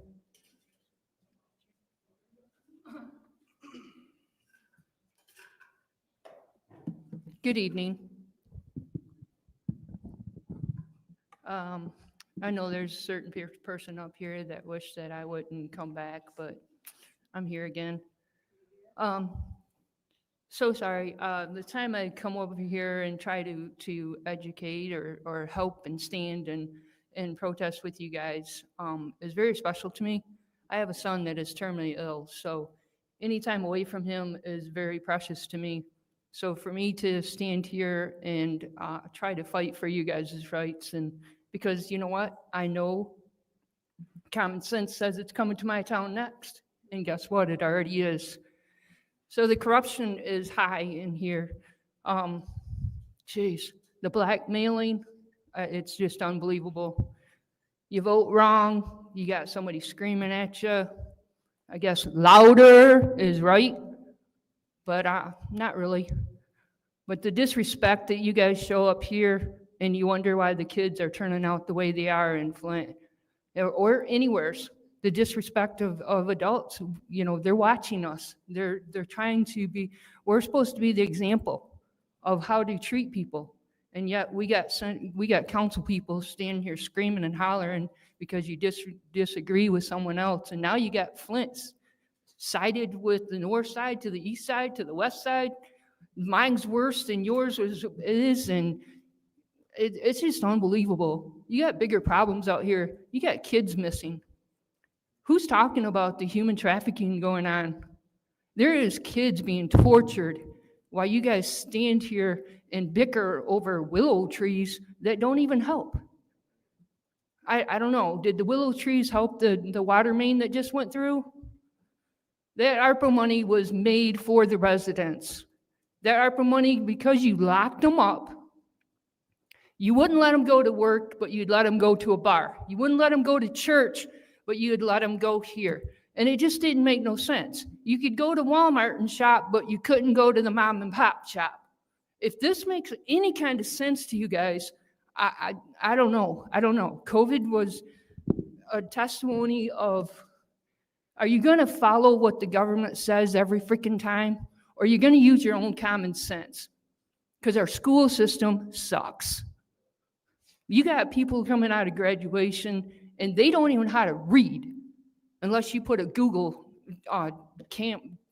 phone in front of their face and they can autocorrect. It's just disgusting. And as far as putting a PPO, I see the gentleman left, on a senior citizen because she didn't even put up the video, so I'm not sure exactly what it is, and they didn't spell her name right, so that's not even correct. Because running, I know that as petitions, you don't have your name. Ma'am, that's your time. You don't have your name correct, you're automatically calling it out. That's your warning. Warning one? That's your second one. Thank you.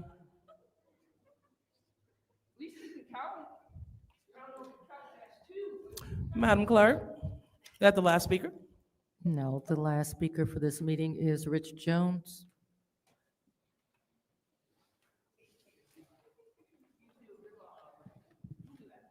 Boy, how y'all doing today?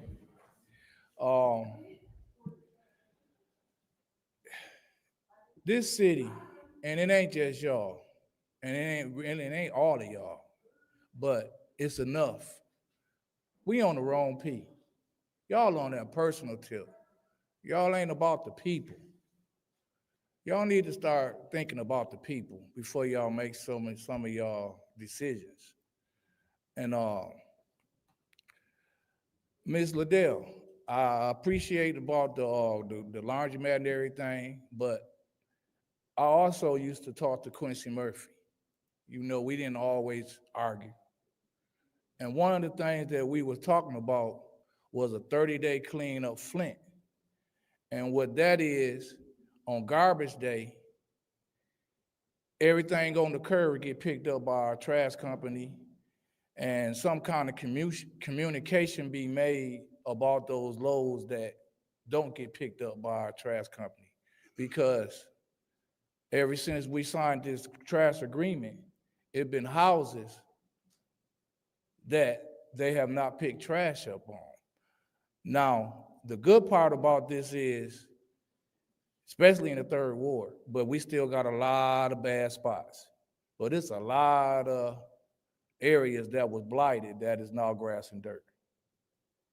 So at first, when I had brought this up, I was thinking like, well, shit, y'all may need 90 days.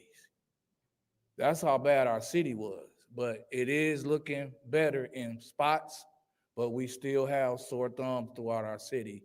And I think that's something that needs to be looking into, being that it's summer. We got summer youth programs, we got a blight department. I feel we could all get together, and we got neighborhood groups that like to clean up. And about this violence, can y'all write up some ordinances or something to create gun-free zones? And is there anything that y'all can do to put on these young folks' mind to leave their guns at home? Please do it. And when we know that people is parking lot pimping, we need to go there and break that pimping session up before somebody get killed. because you are letting people hang out in these parking lots too long. And that's where our problem is starting. So we really need to do something about eliminating parking lot pimping. And I hate to say that because as a youngster, that was my claim to fame. I love going on Saginaw Street and just sitting on the hood of my car and hollering at people and bumping into people I ain't seen, but we can't do that nowadays. Thank you. Madam Clerk? That was the last speaker. All right, seeing that was the last speaker, do we have anyone that would like to respond for council response? Madam Chair, Go ahead, Ms. Priestley. I want to address the false information that Willows and Kersley Park were paid for by ARPA funds. They were not. There was a separate grant that was completed well before Reroute Flint came before our council for asking for money. What Reroute Flint came to and was awarded was money for vacant lots. And they never received the money, and they will not, because the lot did not become available to them. So when we talk about Willows on the east side, none of that was paid for with ARPA dollars. Thank you. All right, anyone else? Go ahead, Councilwoman 7th Ward. So I do want to thank everybody that did stay. There are just a couple of things that I think that we need to be honest with ourselves about as a community. Anytime that we are clapping or allowing people to come from other cities and clap about the potential rates being raised for residents, there's a problem and there's a disconnect in the city that we would allow someone else to come to our city and clap for youth jobs to fail, that we would allow someone else to come to our city and clap for things, basically clap for dysfunction. We are not all right now, but we can be. And what has to change is the way we deal with and talk to each other. There were some things, Ms. McClinton, that you mentioned that you are correct. You are absolutely correct on. But I want everybody to know that just because we sit up here doesn't mean we all of a sudden have all the answers, know all the meetings, and can figure out all things. This is the reason I am very present in my ward, and that I talk to elders and lean on people, and that I lean on the expertise of the people in the administration who have been working for 20, 30, 40 years. You all can paint pictures in your mind of what you think someone else is thinking, or you can stop and have a conversation to really figure out what they're thinking and figure out what's really going on. The only way we get through this is together. And the only way we can get it together is by having communication that doesn't involve disrespect.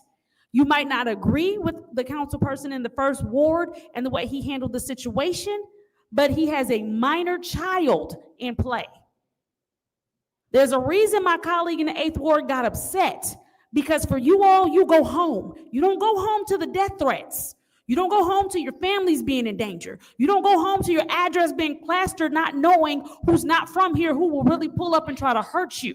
So be mindful of that. Thank you. All right. Anyone else? Madam Chair, Go ahead, Mr. Alamin. I'd like to address something Ms. Clinton and Arthur Wilson said as well. You know, from the time I've been on council, I've been getting these shots.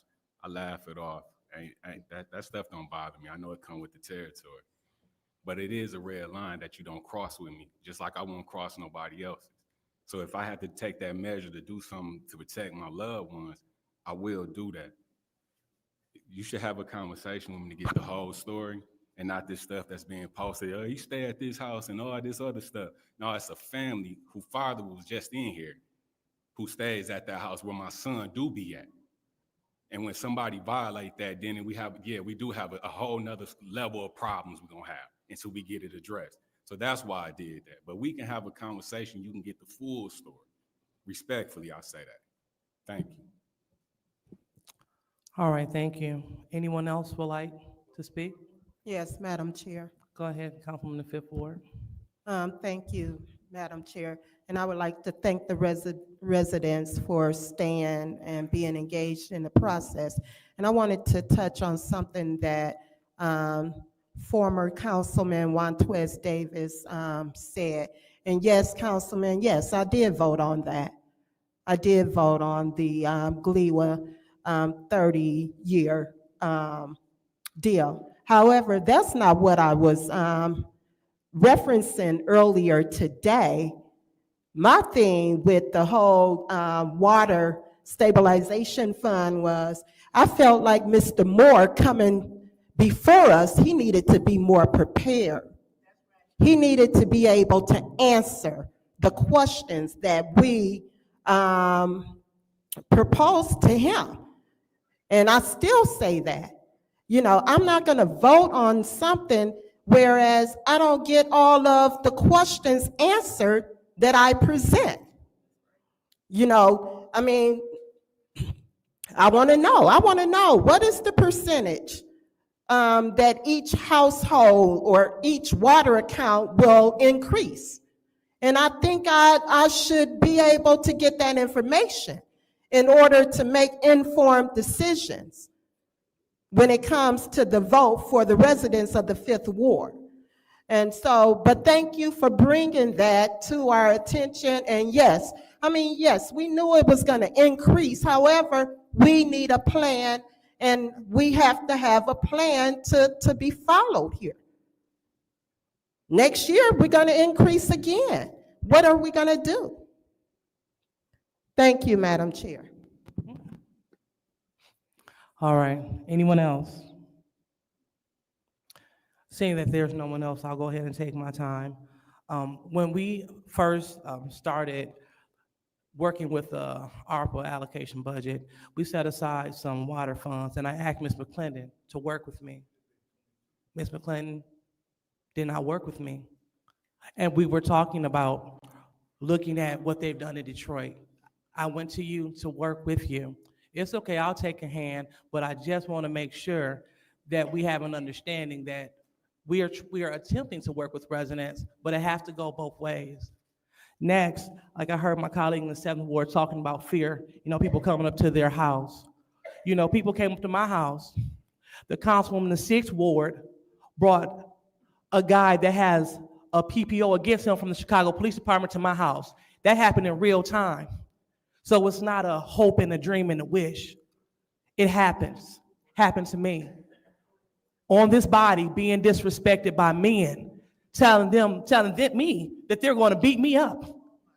And then when I stand up, I'm attacking men. We need to make sure that this is not only a safe place for residents, but a safe place for council members as well.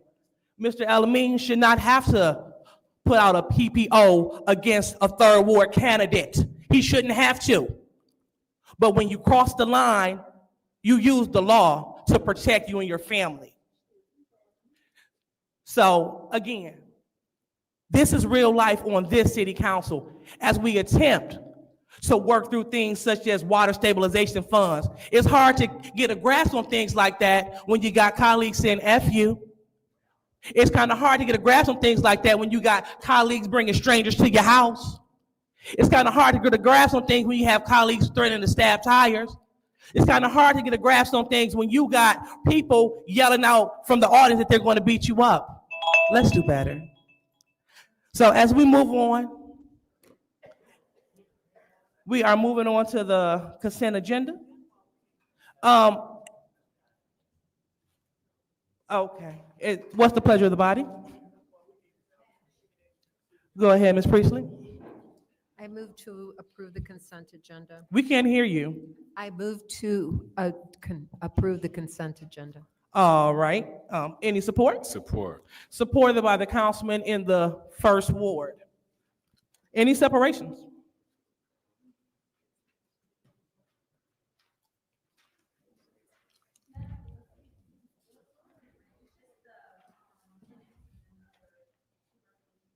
Yes, ma'am. And I want to be clear on the 2 resolutions that there are. So, Madam Clerk, which resolutions made it to council?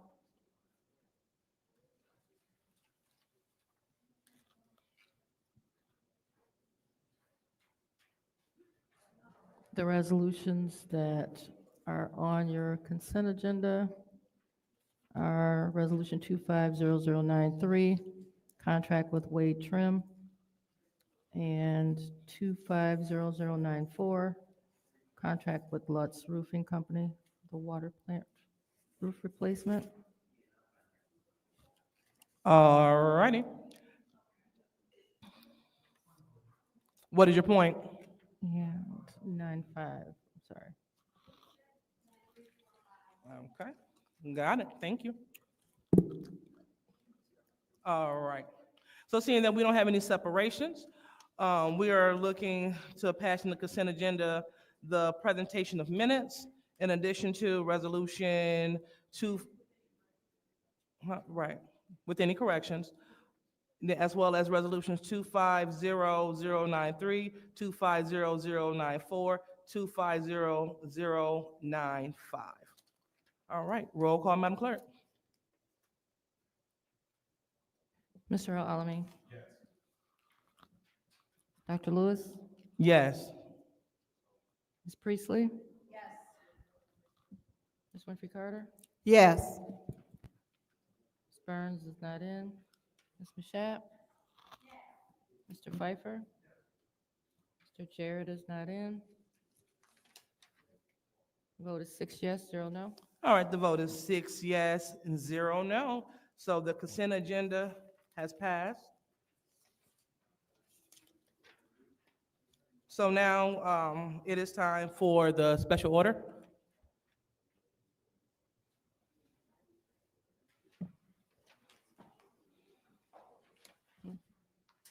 Okay, I just need a minute to get that started.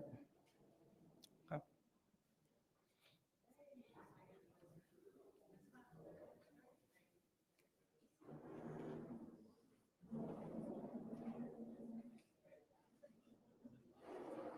I can't hear you.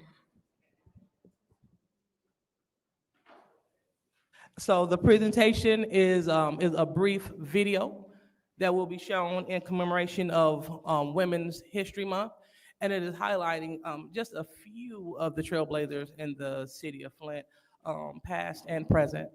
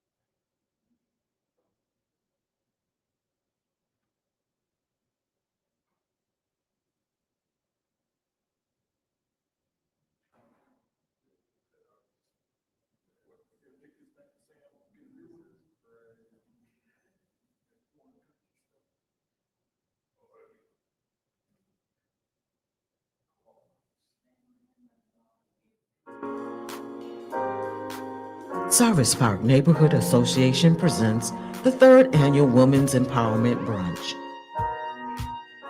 Enjoy. Many people wonder where my secret lies. I'm not cute or built to suit a fashion model size. When I start to tell them, they think I'm telling lies. I say, it's in the reach of my arms, the span of my hips, the stride of my step, the curl of my lips. I'm a woman, phenomenon. Maddie L. Forum, community activist pioneer. She was the first human relations director at the city of Flint. Jaquanda Johnson, founder and publisher of Flint Beat, first women-owned and founded news agency in the city of Flint. Before their launch in 2017, community members said they were tired of seeing news filled with only crime, sports, and Flint's ongoing water crisis. There was and is much more to Flint than that.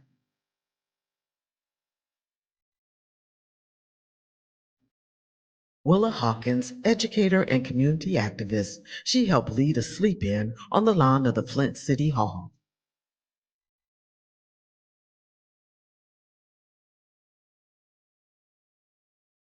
Mary Hood, Genesee County Circuit Court Judge. Judge Hood was the city of Flint's first Black female magistrate who held a law degree. After 6 years with the city of Flint, Judge Hood was appointed by then Chief Judge Robert Ransom to serve as an attorney referee for the Seventh Circuit Court FOC. She was the first Black lawyer appointed to the seat. After serving the residents of Genesee County as an attorney referee for 22 years, the Honorable Mary Hood was the first Black lawyer elected to a non-incumbent open seat at the Seventh Circuit Court in Genesee County. Carrie Edwards Clemens, this Flint native, was the highest ranking female in the Flint Fire Department's history and the first female to be appointed deputy chief. Dr. Mona Hanna Atisha, director of RX Kids, the nation's first program to eliminate infant poverty. C.S. Madidow Professor, Associate Dean for Public Health, and founding director of the Flint-based Pediatric Public Health Initiative at Michigan State University. She was named one of Time magazine's 100 most influential people in the world and recognized as one of U.S. Today's Women of the Century for her role in uncovering the Flint water crisis and leading recovery efforts. Kiana Towns Williams, community and political advocate. Towns Williams is the district director for Michigan Senator John D. Cherry and has previously served as communication director and public health manager at the city of Flint, past board chair at the Greater Flint YWCA. She also was instrumental in coordinating relief efforts during the Flint water crisis with Bottles for Babies. Dr. Karen Weaver, Flint's first female mayor. Antoinette Jachelle Mitchell Cross, park adopter and founder and executive director of Invisible Giant Legacy and Leadership Foundation. Jachelle is the first league operator of NFL Flag for Flintstones, Elite and NFL Flag Football in Flint. Her organization is responsible for engaging hundreds of Flint youth in local athletics. Izora Johnson, Flint's first African American deputy clerk.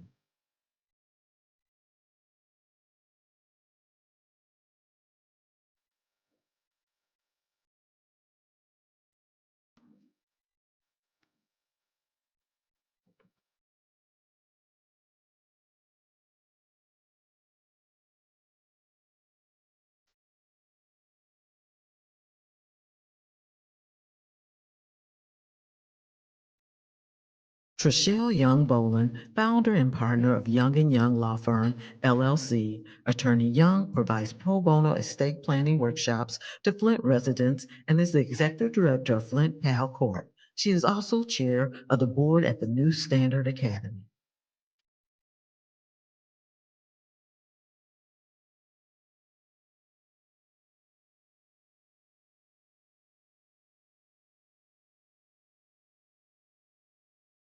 Dr. Liddell Lewis, founder of the Cyrus Park Neighborhood Association, Flint City Council President, creator of Women's Night Out, a health and wellness event held annually at the University of Michigan's Recreation Center for over 20 years and counting. Also the owner of Flint's first women's semi-pro basketball team, the Flint Lady Flames.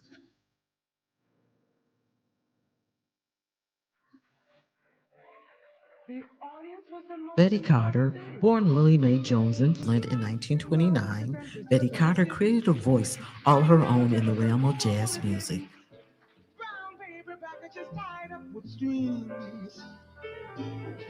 These are a few of my favorite things. Cream colored ponies and crisp apple strudel, doorbell bells and sleigh bells and snickers with noodle. Wild geese that fly with the moon on their wings. These are a few of my favorite.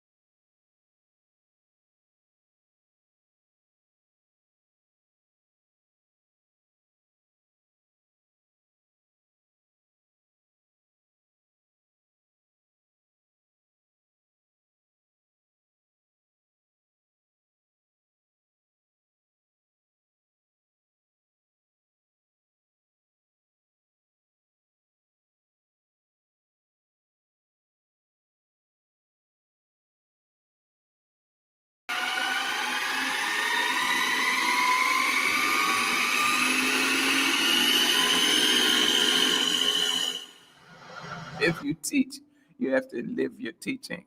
You can't say, you do not as I do, but do as I say. No, no.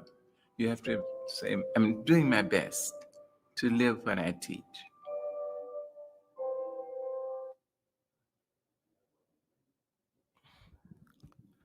Thank you. Thank you, Madam Clerk, and thank you for those that stayed. Just wanted to pay homage just to a few of the ladies that have done magnificent things in the city. And we're looking forward to doing this yearly.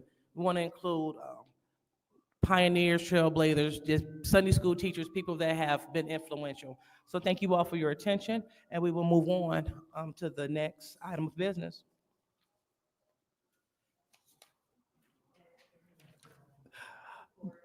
Go ahead, Ms. Priestley, I acknowledge you. Oh, all right, any support? Supported by Councilman First Ward. Roll call, Madam Chair. Dr. Lewis? No. Ms. Priestley? Yes. Ms. Winfrey Carter is not in. Ms. Burns is not in. Ms. Mashat? Yes. Mr. Pfeiffer? Mr. Jarrett is not in. Mr. Alamin? Yes. Vote is 4 yes, 1 no. The vote is 4 yes, 1 no, so that motion fails. So now we are on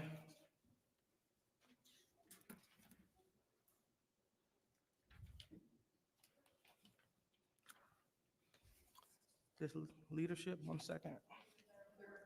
Yep, the third ward appointment.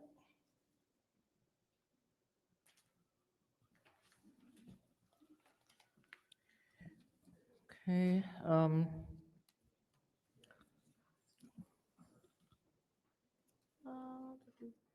you have lost your quorum.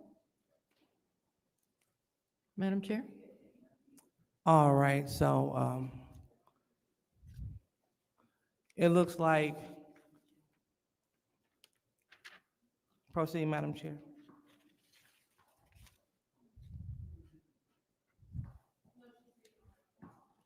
He hasn't left the chamber, he's still in the room.